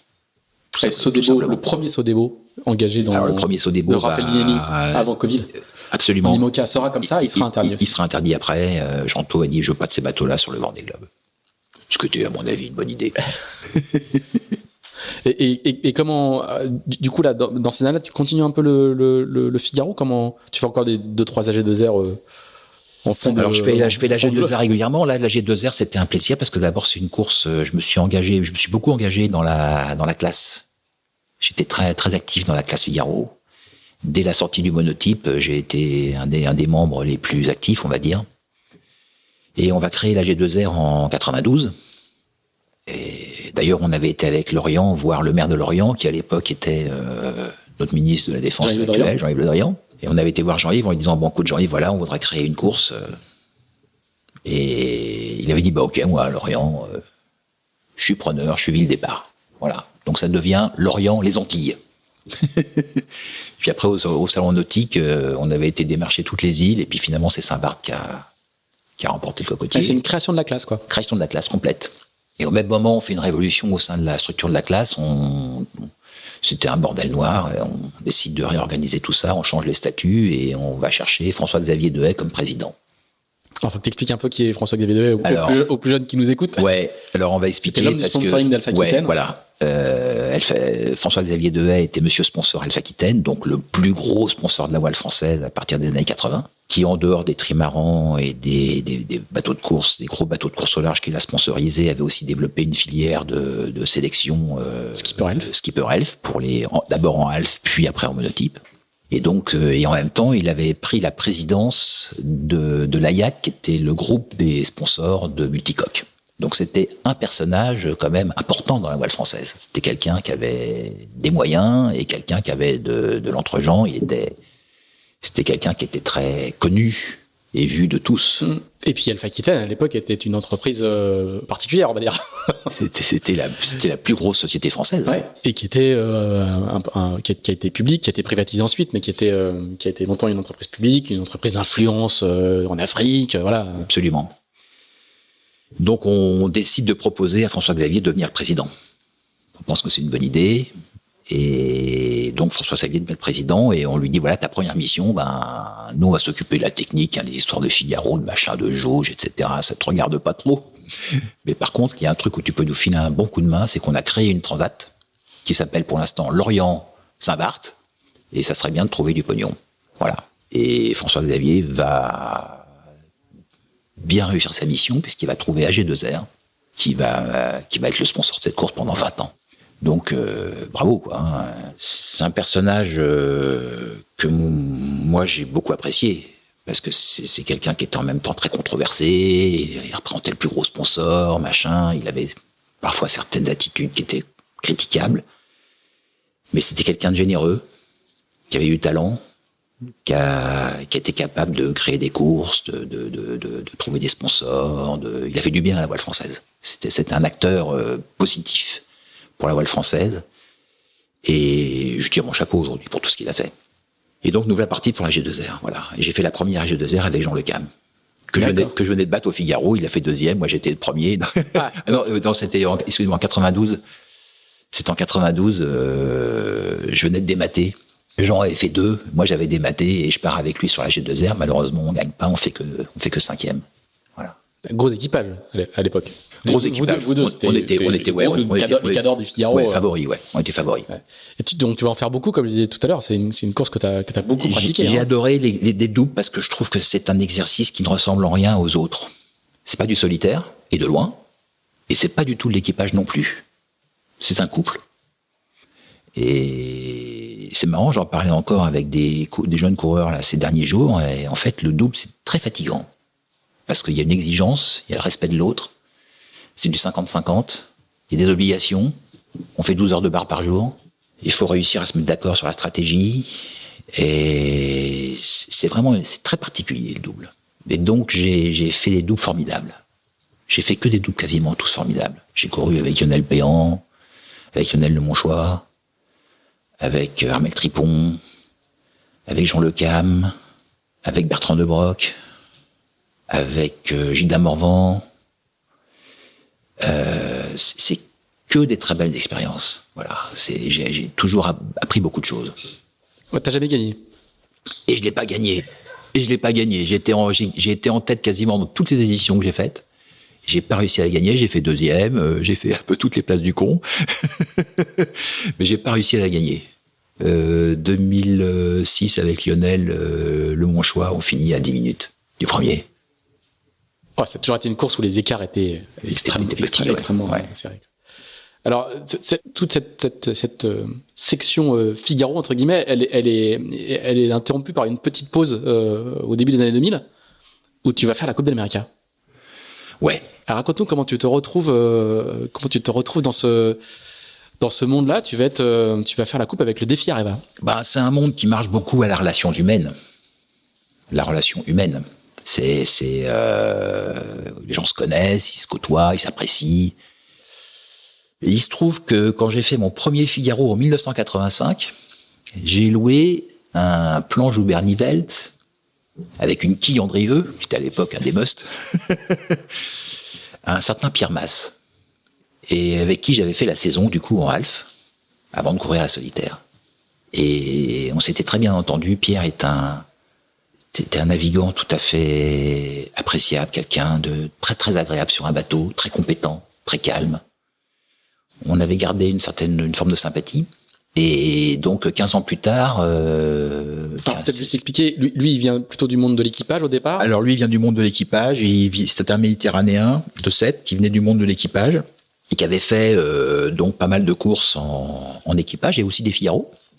Il avait fait aussi la solitaire. Il avait notamment participé à l'aventure Corum, si je me trompe pas. Hein. Absolument, il avait participé à l'Amiral's Cup à l'époque, voilà. Équipe de France qui gagne l'Amiral's Cup. Qui gagne l'Amiral's Cup en 80. Alors, je sais jamais si c'est 91 ou 93. T'as raison. Peut-être toi qui as raison. Nos lecteurs les plus perspicaces auront corrigé de même, comme on dit. Il gagne avec Corum et Luc Gélusso et toute la bande. Et donc... et c'est une partie de l'ossature qui va faire la Coupe d'Amérique. Cette bande-là qui, pour la première fois, avait réussi à battre les étrangers. Parce que la France, en termes d'équipage, on était quand même assez mauvais. On développait bien le solitaire, la route du Rhum, les machins, le Vendée Globe, ça allait bien. Mais tout ce qui était confrontation avec les internationaux, par contre, là, ça se passait moins bien. Et pour la première fois, les Français battent les nations du monde, dans l'Amiral's Cup, en particulier les Anglais, dans leurs eaux. À l'époque, ça avait été un événement nautique assez incroyable. À chaque fois qu'on bat les Anglais, quel que soit le sport. C'est à peu vrai. Et du coup, cette ossature de Corum, en particulier Luc Gélusso, Pierre Masse, ils vont décider de s'attaquer à la Coupe Amérique. Ils vont faire un premier défi en 98 avec Bouygues. Donc 6e sens. Et avec Bertrand Passé, 6e sens, avec Bertrand Passé comme barreur. Ils vont faire un joli défi. Ils vont pas aller tout à fait jusqu'au bout parce qu'ils n'ont pas les moyens des autres, mais ils font un très beau défi avec des très beaux matchs. Et ils décident de se lancer dans la Coupe 2002-2003. Et donc, moi, à ce moment-là, j'ai pas de projet personnel. Et donc, je me dis, tiens, la Coupe, j'en avais déjà discuté avec certains. Je me suis dit, c'est quelque chose qui peut m'apporter une expérience professionnelle intéressante. Et donc, j'ai été voir Pierre et qui a accepté de m'engager comme navigateur et météorologue sur la Coupe. Pour moi, c'était génial. D'abord, c'était encore du voyage. On allait partir en Nouvelle-Zélande, ça me plaisait beaucoup. Et puis surtout, ce qui est génial sur la Coupe, c'est qu'on dispose de moyens qu'on n'aura jamais ailleurs. Là, je me suis retrouvé avec 4 bateaux météo sur l'eau, des développeurs informatiques. Enfin bon, vous pouvez remuer tous les projets ciel et terre aujourd'hui dans la voile française. On n'a jamais autant de moyens que ça. Est-ce que c'est le moment où du navigateur, au sens celui qui va sur l'eau, tu deviens aussi le navigateur au sens celui qui est l'expert de la navigation, de la stratégie, de la tactique et de la météo? C'est là un petit peu où il y a un petit peu un point de bascule. Tu bouffes de la météo pendant des mois et des mois, quoi. Ouais. En fait, il se passe deux choses. D'abord, il y a d'abord d'abord je suis navigateur, donc je cours sur les classes America à l'entraînement pendant plus de 6 mois à Lorient. Faut que je comprenne aussi comment ça marche. Donc, je vois aussi des informations dont ont besoin les tacticiens et les barreurs. Et en fait, on est plusieurs navigateurs potentiels. Je comprends assez rapidement que ça ne sera pas moi qui sera le navigateur final sur le bateau. Donc, comme j'ai la responsabilité en plus de la partie météo, je décide de me consacrer uniquement à la partie météo. Et là, il y avait un petit événement qui va être assez marrant. C'est qu'un jour, Luc Gélusso rentre dans mon bureau, puis il me dit, écoute Dominique, il y a 2 gars là qui arrivent de chez Framatome parce qu'en fait on était sponsorisé par Areva. C'était la réunion de Framatome et de je sais plus quelle autre boîte. Qui était la grande boîte publique du nucléaire. Du nucléaire français. Il me dit, voilà, j'ai 2 ingénieurs qui étaient à la même main. Je sais pas quoi faire. Je sais pas quoi en faire. T'as qu'à les foutre dans ton bureau de météo. On était un peu la boîte déchets, nous, la météo. Hein. On était un peu les 6 mois avant la coupe. Personne s'intéressait à nous. Et donc, je leur trouvais une table, une chaise. Je leur dis, écoutez, voilà.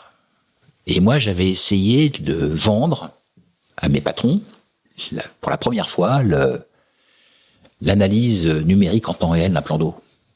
Et le jeu consistait en fait à prendre le pavé numérique du matin, qui est produit aujourd'hui par le Centre européen, ou qui est distribué par Météo France éventuellement, et on vient rajouter des relevés en temps réel, qu'on pouvait choper à Groix, à Lorient, 2-3 endroits, et on transforme la météo pratiquement en temps réel, et on obtient, si on est très bon en informatique, on obtient un fichier numérique, un GRIB, tous les 5 minutes, avec une maille de tous les 50 mètres, quoi. Le rêve. Le rêve. Et donc, j'avais trouvé une boîte à Clermont-Ferrand, des mecs qui avaient jamais vu la mer, qui étaient des ingénieurs de physique de l'atmosphère, des bacs +8, des mecs brillants, des mecs brillantissimes. Et je leur dis, écoutez, voilà les gars, voilà le défi. Et effectivement, ils arrivent à numériser le plan d'eau entre Groix et Lorient, et ils arrivent à me sortir des fichiers GRIB. Donc je les appelle, on fait ce qu'on appelait un G5, parce qu'il y avait Groix 1, c'était le 1, Groix 2, c'était zoomé, Groix 3, machin, et G5, c'était le zoom sur Groix-Lorient, quoi.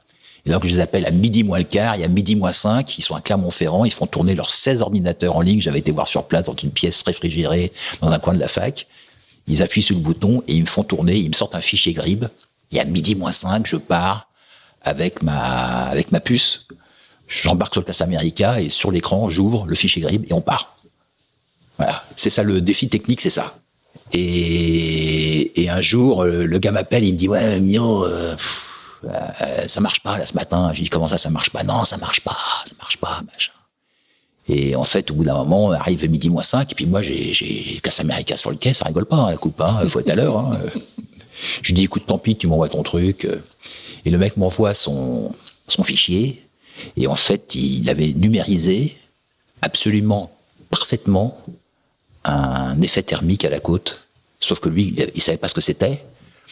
Donc il pensait que c'était une erreur. Il s'est dit, avec du nord-ouest, je comprends pas qu'il y ait du sud-ouest, il y a un bug. Et en fait, je dis, mais c'est absolument parfait, ta machine touche plus à rien, c'est génial. Voilà. Et donc, on a fait les premières numérisations d'un plan d'eau comme ça en temps réel. C'était passionnant, évidemment, ce qu'avaient commencé à faire aussi les Américains, les Néo-Z et tout ça, tout le monde faisait ça. Ça démarrait, quoi. On démarrait en 2002, on démarrait avec ça. Donc, j'essaie de vendre ça à mes patrons, ça coûtait un peu d'argent. Ils refusent. Pas d'argent. On met pas de fric là-dedans. Voilà, j'avais vendu ça à la Fédé. J'avais fait fabriquer des récepteurs, des machins, j'avais tout le matos. Il suffit juste j'avais été voir Météo France à Paris, ils voulaient me vendre le fichier mensuel de trucs 1 million d'euros par mois. C'est n'importe quoi. Donc, j'avais tous les éléments techniques, mais j'avais pas les moyens de faire fonctionner le bordel. Donc, je suis un peu l'âme en peine, et là arrivent ces 2 ingénieurs de Framatome, et qui se prétendent. Il y en a un qui me dit, voilà, nous, on est spécialisés dans l'intelligence artificielle. Aujourd'hui, on l'accueillerait à bras ouverts, mais à l'époque... Je me dis, bon, déjà, la cellule arrière du Casa América, ça marche pas très bien. Ils ont du mal à s'entendre. Alors, rajouter là-dedans de l'intelligence artificielle pour la décision, je vois pas vraiment le truc, quoi. Bon, puis en fait, comme je suis un peu déprimé par le fait que mes patrons aient pas voulu me soutenir dans ma démarche technique, j'ai réfléchi, et puis au bout d'une semaine, il y en a un qui s'accroche. Il y en a un des 2 qui s'accroche, qui revient. Frédéric Jeanmar. Et puis, je lui dis, écoute, voilà, je reçois, quand le bateau navigue, je reçois toutes ces informations. Sur un fichier avec des 0 et des 1. Je sais pas quoi en faire. Enfin, si, je sais quoi en faire, mais j'ai pas les moyens. J'aimerais bien, sur un écran, que ça m'affiche le vent qui déroule, qui défile avec la force du vent, machin, que je puisse avoir le Casa América d'un côté, les bateaux météo de l'autre, etc., qu'on puisse tout savoir sur l'écran comme ci, comme ça. Le mec, il me dit OK, il part avec sa disquette. La semaine suivante, il revient, il m'avait développé un logiciel. Oh, c'est génial ton truc là. Et on peut pas faire ça? Si, on peut faire ça. Et on peut pas faire ça? Et si, on peut faire ça. Et on va bosser ensemble pendant 8 mois. Et on va développer un logiciel qui s'appelle Météo Start, qui va nous accompagner sur toute la coupe. on va se faire éliminer comme des moins que rien, parce qu'on a trop de déficits dans plein de compartiments du jeu, donc on va être éliminé dès les quarts de finale. Sur 9 bateaux, on finit 8e. Mais par contre, une petite satisfaction quand même, c'est que juste avant la Coupe América elle-même, donc les Néo-Z contre les Suisses Alinghi, on est démarché par les Néo-Z qui ont entendu parler de notre petit bazar, puisque Bertrand Passé est co-barreur de New Zealand, et que forcément, même si c'est interdit, il y a quelques Français qui ont dû parler dans les bistrots, qui à l'époque étaient ouverts. Et donc ils savent qu'on a développé quelque chose d'intéressant, et les DOZ vont vouloir acheter notre logiciel pour la Coupe América. Voilà. C'était une belle expérience. Et donc là, c'est là où tu deviens vraiment, où cette expertise météo devient une marque de ton identité de marin, quoi. Ouais, parce que là, il y a deux choses. D'abord, il y a mon expertise, et puis en même temps, moi, j'apprends beaucoup. Donc, j'apprends plein de choses, en particulier sur les effets de site, etc. Parce que nous, on analyse le plan d'eau en permanence, hein, donc c'est intéressant. Donc là, à la sortie de la coupe, je vais quand même me refaire de petits Figaro, quand même. Retour au Figaro, oui. Hein, toujours le petit fil conducteur. Je vais me faire plaisir, surtout le premier en 2003. Là, je me fais bien plaisir. J'ai failli gagner des étapes. Et tu gagnes le trophée BPE. J'ai gagné le trophée BPE avec Bertrand.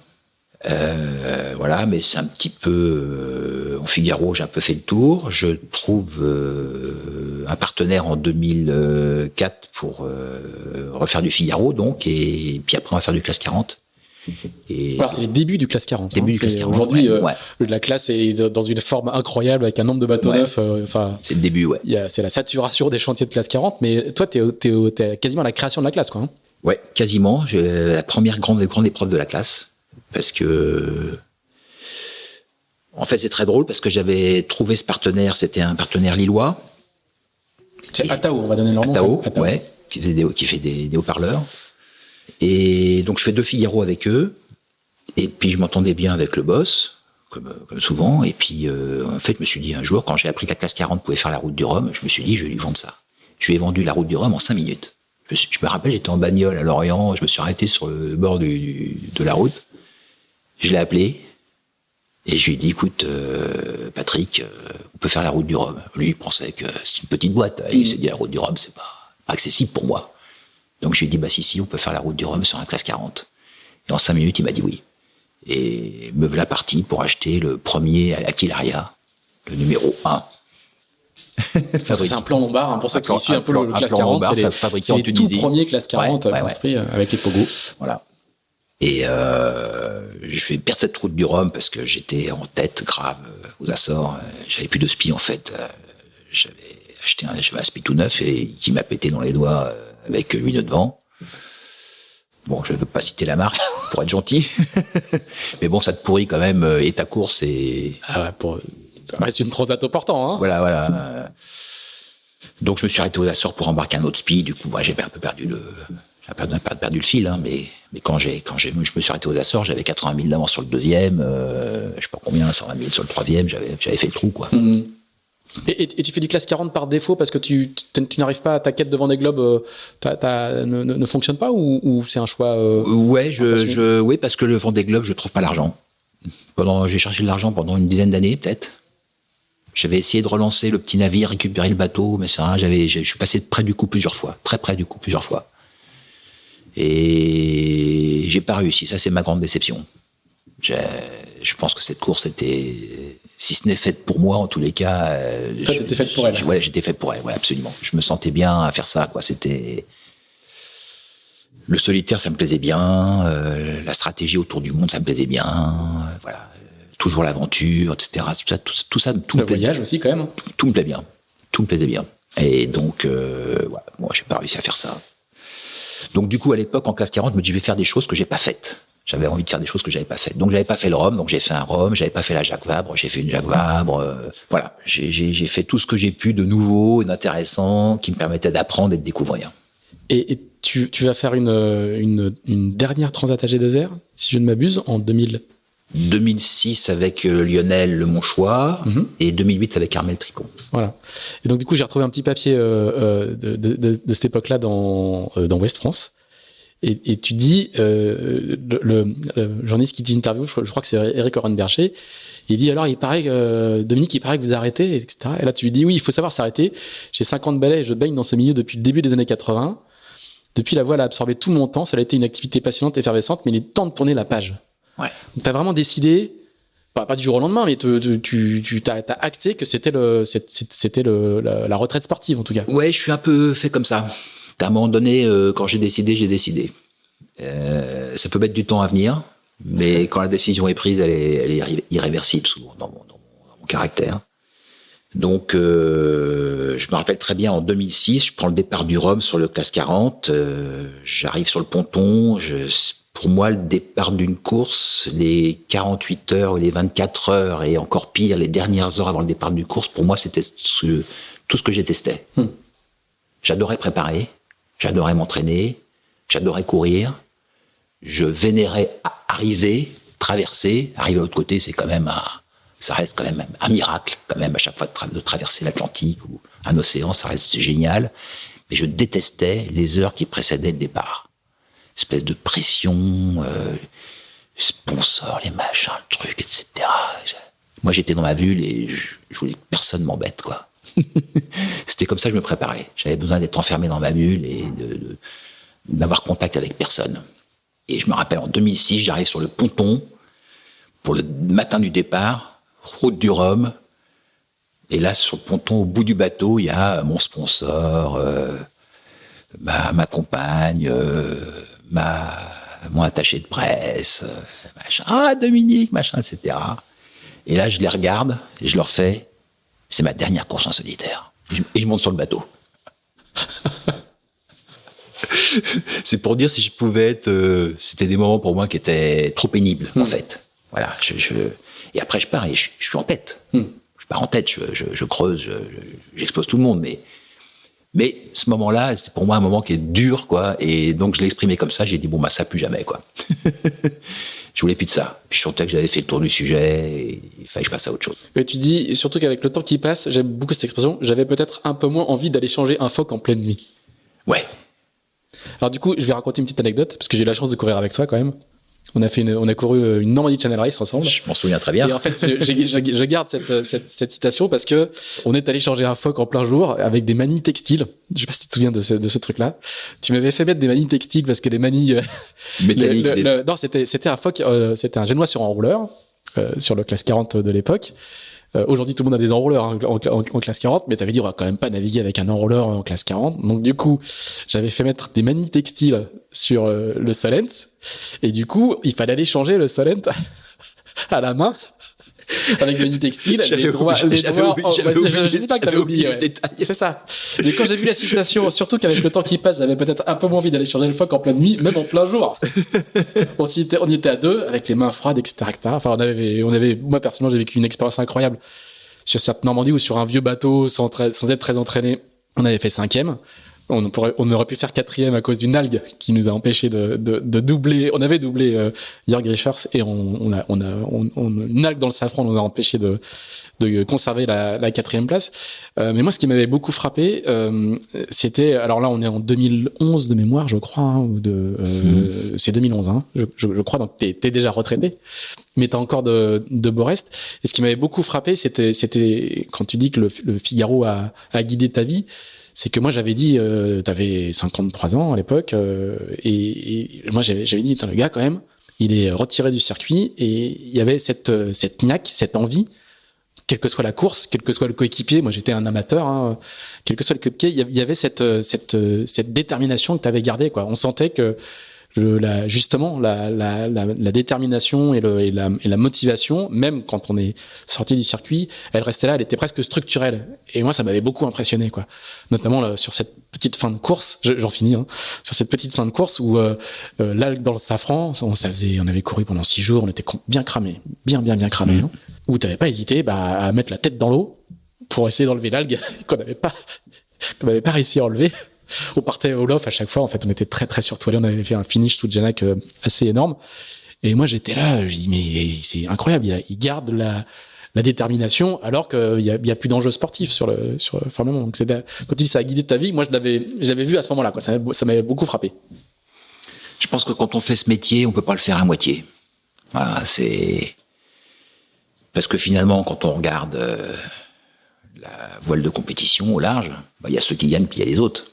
C'est la réalité. C'est peut-être dur de dire ça, mais il y a beaucoup de coureurs qui sont des bons coureurs, mais qui gagnent jamais, puis qui finalement, au bout d'un moment, soit ils ont la chance d'avoir un partenaire fidèle qui les suit, tant mieux. Mais sinon, au bout d'un moment, ils peuvent pas suivre, ils finissent par faire autre chose. Et donc, moi, j'imaginais ce métier qu'en vainqueur. En tous les cas, essayer de l'être. On gagne pas très souvent. Hein. C'est assez rare, les victoires, finalement. Il y a quand même du monde sur le départ à chaque fois. Il faut battre tous les autres. Hein. Donc, c'est amusant si t'es un prétendant, quoi.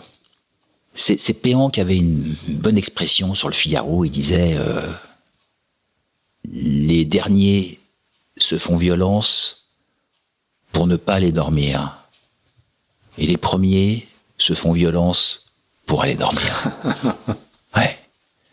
Ça résume bien le truc. Du coup, je mets une deuxième anecdote, c'est que sur la montée pour aller virer Tuscar, j'étais complètement explosé de fatigue. Toi, tu dormais 2 heures et quand tu te relevais, t'allais me faire chercher des fichiers Grive. Tu voulais de la météo, tu voulais bouffer. Et mes quarts de sommeil étaient largement amputés. Et non, je te laisse dormir. Et voilà. Mais tu voulais beaucoup dormir. Mais je voulais beaucoup dormir. Et à un moment, je t'ai dit, écoute, j'en peux plus, je vais exploser. Et tu m'as dit, ah oui, moi, ça me met le goût du sang dans la bouche. Je dis, mais ce type est complètement fait. Bref, c'était une expérience vraiment incroyable. Voilà, c'était la fin de l'anecdote. Mino, après, du coup, tu vas commencer ta carrière de routeur, météorologue, conseiller. Tu vas être team manager de Prince de Bretagne, quand même, sur la fin du projet Prince de Bretagne. Mais tu vas surtout donc commencer cette période de conseil, d'accompagnement, de coaching météo de coureurs. Comment là, on arrive à la fin des années 2000, hein, ça commence à se structurer à partir de 2010 pour toi. Comment ce métier, on connaît le métier de routeur en mer à l'époque où le routage est autorisé. Comment ce métier-là se structure au fil du temps? Comment la météo et la préparation météo à terre devient un ingrédient indispensable des coureurs et de tous les coureurs quels qu'ils soient. C'est-à-dire, on connaît les coureurs du Vendée Globe qui font les formations à Port-la-Forêt, etc. Mais après, ça va se diffuser. Ça va aller en route du Roman classe 40, évidemment, sur les Jacques Vabre. Ça va aller, sur les figaristes. Tu fais des fameux roadbooks de figaristes. Mais aussi chez les ministres. C'est-à-dire que ça devient un bloc obligatoire de la formation du coureur moderne, quoi. Ouais, moi, comme je suis passé un petit peu par tous les steps, parce que moi-même, j'ai été élève. Quand j'ai démarré le Figaro, j'ai compris qu'il fallait se former. Donc, je me suis formé avec Météo Consult. Avec un dénommé Eric Mass, qui est toujours dans la boîte aujourd'hui d'ailleurs, je crois. Et puis après, j'ai rencontré Jean-Yves Bernot. Donc je me suis fait des formations avec Jean-Yves Bernot. Moi, j'adore ça. Je trouvais ça génial, c'est court, j'apprenais plein de trucs formidables. On m'expliquait comment marchait le ciel, les nuages, les machins, des trucs que personne ne m'avait jamais expliqué. Donc il y avait quelque chose il y a une certaine jouissance en apprenant. Et puis c'est presque un showman, Jean-Yves Bernot. Et puis Jean-Yves, c'était un vrai showman, et puis c'était quelqu'un de très... Voilà, qui explique bien les choses, c'est passionnant, quoi. Et donc j'ai compris à un moment donné qu'il y avait des choses à faire, et j'ai compris qu'il y avait aussi un créneau que je pense aujourd'hui je remplis assez bien, c'est que en fait tous ces formateurs en fait qui ont été aussi, on pourrait citer aussi Pierre Lanier aussi en son temps dans les années 80. Et donc voilà, mais par contre ces gens-là ils avaient entre guillemets un défaut, c'était pas des navigants. Et moi, il y a une chose que je savais faire. J'étais peut-être moins fort au départ en connaissances météorologiques. Par contre, je vivais la météo de l'intérieur en tant que navigant. Donc, je savais comment on pouvait récupérer l'information, quel était le prix à payer pour récupérer l'information, et qu'est-ce qu'on avait envie d'entendre quand on était navigant. Parce que ces gens-là, ils diffusent une information, mais qui était, somme toute, parfois assez théorique, presque livresque. Et moi, je peux parler aux coureurs comme un coureur. Je leur parle avec des mots de coureur. Donc, je leur transmets un message de coureur. C'est de mettre à la hauteur de leurs enjeux, de leurs ambitions. Voilà. Comment ils peuvent, à un moment donné, récupérer de l'info, comment ils peuvent la traiter, comment ils peuvent l'interpréter. Donc je transmets beaucoup d'expérience et de vécu. Voilà. Quand j'ai fait le roadbook de la G2R là, il y a 2 semaines là, je leur ai parlé de mes 7 G2R et plus de toutes les traversées que j'ai fait. J'en ai fait une 20aine, donc j'ai accumulé de l'expérience sur ça veut dire quoi. Puis t'as des exemples concrets, pratiques. Je leur raconte des histoires. Voilà. Ça les marque. Donc j'ai décidé de m'engager dans cette voie de la formation parce que je trouvais que je pouvais transmettre quelque chose d'intéressant. Puis il y a des gens qui sont venus me voir aussi. Il y a des coureurs qui sont venus me voir dès la fin des années 90 en me disant est-ce que tu pourrais pas me faire ma météo. Donc comme j'avais montré déjà à l'époque, quand j'ai gagné en 93, j'avais un truc que personne n'avait à l'époque. J'avais embarqué un baromètre au 10e, un Vaisala, un truc qui m'avait coûté à l'époque 1500 balles, une petite fortune, et qui m'a servi. C'est pour ça que j'ai gagné. J'ai réussi à me décaler d'une bulle anticyclonique, je jouais avec les 10e et j'ai trouvé du vent là où il n'y en avait pas par ailleurs. Et donc là, tout le monde a su que Vitet, mais comment il a fait? J'avais un baromètre, un mot, presque un gros mot. Donc je me fais une petite réputation quand même de quelqu'un qui aime bien manier ce genre de truc. Voilà, c'est comme ça que ça démarre en fait ma réputation. Au moment qu'il y a le Figaro, je fais des coups sur l'eau, mais il y a aussi des raisons parce que j'ai travaillé, je me suis formé, j'ai des outils à bord, je prends mes cartes fax, je regarde mon barreau, je suis capable de faire des choses. Voilà. Et donc ça, je vais le transformer après en continuant à me former, etc. Je vais pouvoir m'organiser pour transmettre ce savoir. Et comment tu as vu la demande évoluer, la demande des coureurs évoluer au fil de cette quinzaine d'années là? Parce que c'est devenu incontournable, puisque on peut pas, on se rend compte finalement, des fois c'est ce que je dis des fois aux coureurs, ils investissent beaucoup de temps et d'argent pour leur voile et leur machin, où ils mettent des milliers d'euros, pour pas dire des fois des dizaines de milliers d'euros. Ils achètent le bateau, ils font des voiles neuves, ils font un tas de trucs. Et puis en fait, ils mettent pas 800 balles de formation pour savoir où il faut aller. C'est complètement idiot.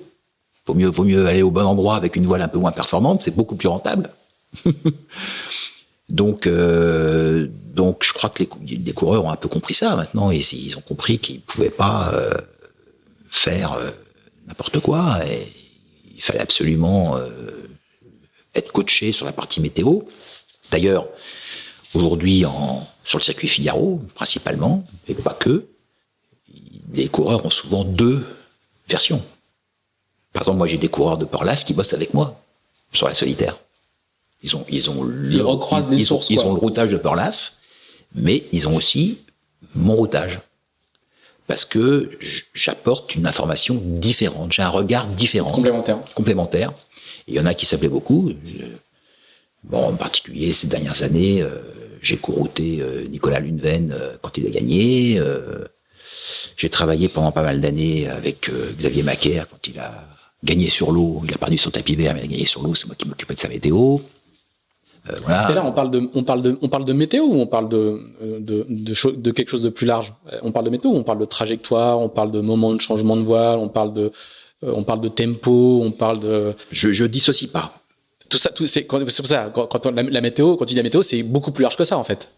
Je dissocie pas parce que forcément, aujourd'hui, ça devient de plus en plus pointu. Donc là, on échange, par exemple, sur la Sardinia, là, hier et avant-hier sur le départ de la Sardinia, la première manche.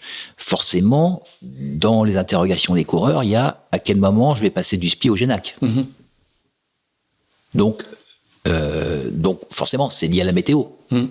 Donc on en discute. Et donc aussi à quel moment il faut aller dormir, à quel moment c'est le bon moment pour aller dormir, la section va être assez longue. Et moi je leur fais des roadbooks sur Adrena et le logiciel de navigation. Je leur fais des roadbooks, je leur fais des annotations. Et des fois, je leur mets, c'est le moment d'aller dormir. Parce que moi je sais. Enfin je sais. Je crois savoir, en tous les cas. En tout cas, j'ai une appréciation. En tout cas, c'est là que toi, tu irais dormir. Voilà. Je leur dis, tiens, là, il se passe rien, ça va être stable. Il y a 2 heures ou 3 heures là où ça va aller tout droit. Il n'y a pas d'option. C'est peut-être pas oublié parce que derrière, après, vous allez enchaîner. Il va y avoir des virements, des empannages, des machins, des changements de voile, des trucs. Et là, vous pourrez plus dormir. Donc, je leur donne aussi ce genre de petits conseils aussi. C'est un coaching plus large donc que la simple connaissance du schéma météo. Oui, bon, après, ils prennent pas. Hein. Oui. Il y en a qui doivent écouter ça, je pense, d'une oreille, et puis il y en a d'autres que ça intéresse. Hein. Et après, il y a du tri. Hein. Moi, je leur dis toujours, quand je leur fais des cours de formation, je leur dis toujours, si pendant cette heure ou pendant cette journée de formation, vous avez retenu une chose, c'est bien. Voilà. Parce que je sais que pour mémoriser quelque chose, il faut le ramener à un élément concret. Et à un moment donné, quand il court, il dit « Ah putain, mais c'est ce qu'il m'avait expliqué, au fait, c'est exactement ça. » Et ça c'est marqué, ça y est, ça c'est gravé. Ils vont s'en souvenir. Mais le truc qui n'est pas relié à une réalité, ça s'évapore. Donc il faut... moi je leur dis, si vous retenez une chose, c'est pas mal. Voilà. Et petit à petit, ils vont avoir l'impression que c'est redondant, une formation, mais en fait, à chaque fois, ils vont rajouter quelque chose dans la caisse à outils qu'ils n'avaient pas avant. Minou, dernière question, pour boucler la boucle, on a commencé cette histoire avec les années 80 où il y avait pas du tout de voile professionnel, où tu as eu ta première fiche de paye très très tard. Aujourd'hui, toi, t'es vraiment un poste assez bien placé pour comprendre la professionnalisation du secteur, et notamment l'émergence des centres d'entraînement. Comment tu as vu changer les générations de marins qui se sont adressés à toi au départ? Ils étaient un petit peu dans leur coin, puis les centres d'entraînement sont arrivés. Là, il y a entre 5 et 7 centres d'entraînement, ça dépend un petit peu la manière dont on peut les qualifier les uns les autres. Comment tu as vu, depuis ton poste d'observation actuel, la structuration et l'organisation des marins changer? Le niveau de professionnalisation a quand même beaucoup évolué depuis ces dernières années. Ouais, considérablement. Comme je disais, on n'est plus du tout dans les mêmes valeurs. Hein. Moi, mes valeurs à moi, c'était l'aventure, le voyage, le sport. Aujourd'hui, on est plus dans quelque chose de plus technique. La performance. La performance, technique, voilà. Il n'y a plus la fête le soir. Quand on arrive d'une manche, etc. Nous, à l'époque, on allait au bistrot. Je veux dire, faut reconnaître les choses telles qu'elles sont. Moi, j'ai fait des Tours de France à la voile où tous les soirs, c'était la fête. Et on se levait très tôt le matin parce que les bateaux allaient pas vite et il fallait arriver au port le lendemain soir. Ça nous empêchait pas de régater comme des malades sur l'eau, et de se triper, et de se perfectionner. Donc aujourd'hui, il y a une espèce de rigueur. Pour la forêt, on était les premiers à organiser ça en 90. Et puis après, j'ai vu émerger le centre de Lorient. En deux temps, d'abord au CNL, puis maintenant avec Lorient Grand Large. Et puis avec le centre méditerranéen aussi. La SEM. La SEM, voilà. Et puis il y a aussi eu plus chaotiquement, mais le centre de Vendée. Donc j'ai bossé pour tous ces centres en fait. Hein. Il y a que pour Parlave pour qui j'ai pas bossé. Hein. Mais pour les autres, j'ai bossé pour tous les autres. Et donc j'ai vu cette volonté aussi des encadrants de se dire, nos coureurs, si on veut les faire progresser, il faut qu'on les forme. Donc il y a de l'argent qui a été mis là-dedans sur la formation des coureurs. Je pense que ça reste quand même indispensable. On peut pas lâcher comme ça un coureur dans la nature, surtout s'il a réussi à trouver des partenaires, machin, bateau. Enfin, voilà, faut qu'à un moment donné, faut qu'il ait quand même quelque chose qui l'encadre. Et cet encadrement, il est nécessaire. Il est nécessaire en amont. Il est nécessaire aussi le jour de la course. Et c'est des choses aujourd'hui que Parlave a très bien fait. Ils accompagnent les coureurs jusqu'au départ. Hein, et il faut que maintenant absolument qu'il y ait un encadrement jusqu'au départ, parce qu'un coureur, ça a besoin d'être cajolé, ça a besoin d'être... faut s'en occuper, faut le comprendre, faut l'écouter, faut le rassurer, voilà. Et moi, j'ai fait pas mal ce boulot, parce que tous les centres pour qui j'ai bossé, ils n'étaient pas toujours présents sur les courses. Question souvent de budget, d'organisation. Moi, je pense que c'est important d'être présent. Je pense que la météo par visio, ça a ses limites. Donc je pense qu'il faut être présent sur le départ des courses. Les coureurs, ils ont besoin d'avoir un contact humain. Et moi, j'ai besoin de voir leurs yeux pour voir s'ils ont compris ce que je leur ai dit ou s'ils ont compris l'inverse de ce que je leur ai dit. Donc faut être présent. Voilà. Et ça, c'est en train de s'organiser des petits coins. Maintenant, Lorient, il y a Bertrand Passé qui va venir sur les départs des courses. Tout ça, c'est en train de se faire. indispensable.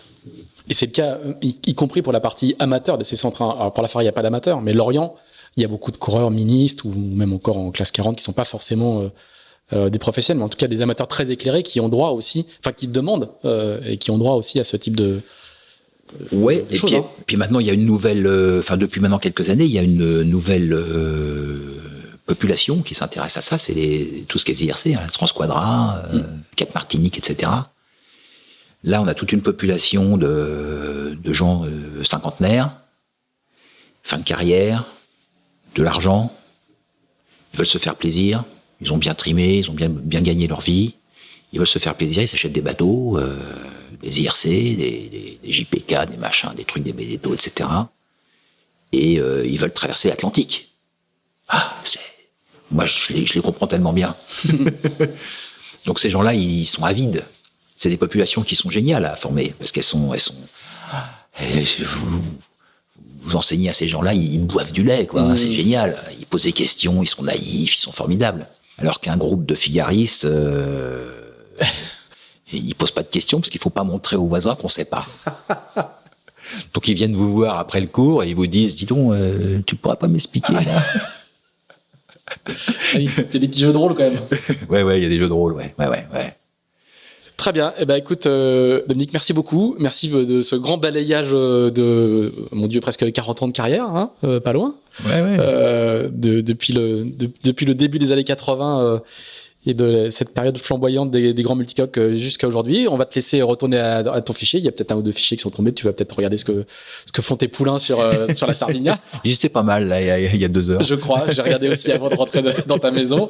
Merci à toi. Merci à vous si vous nous avez suivis jusqu'ici. Je vous redis la même chose à chaque fois. N'hésitez pas à nous dire ce que vous pensez de cet épisode et des précédents et des suivants. On essaie de prendre en compte tous vos retours. N'hésitez pas non plus, je le redis à chaque fois aussi, à mettre 5 étoiles ou moins. Si ça vous a pas plu, n'hésitez pas non plus.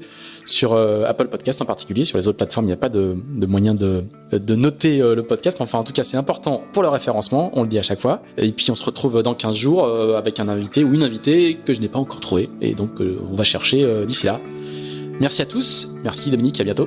Merci Pierre-Yves. Salut.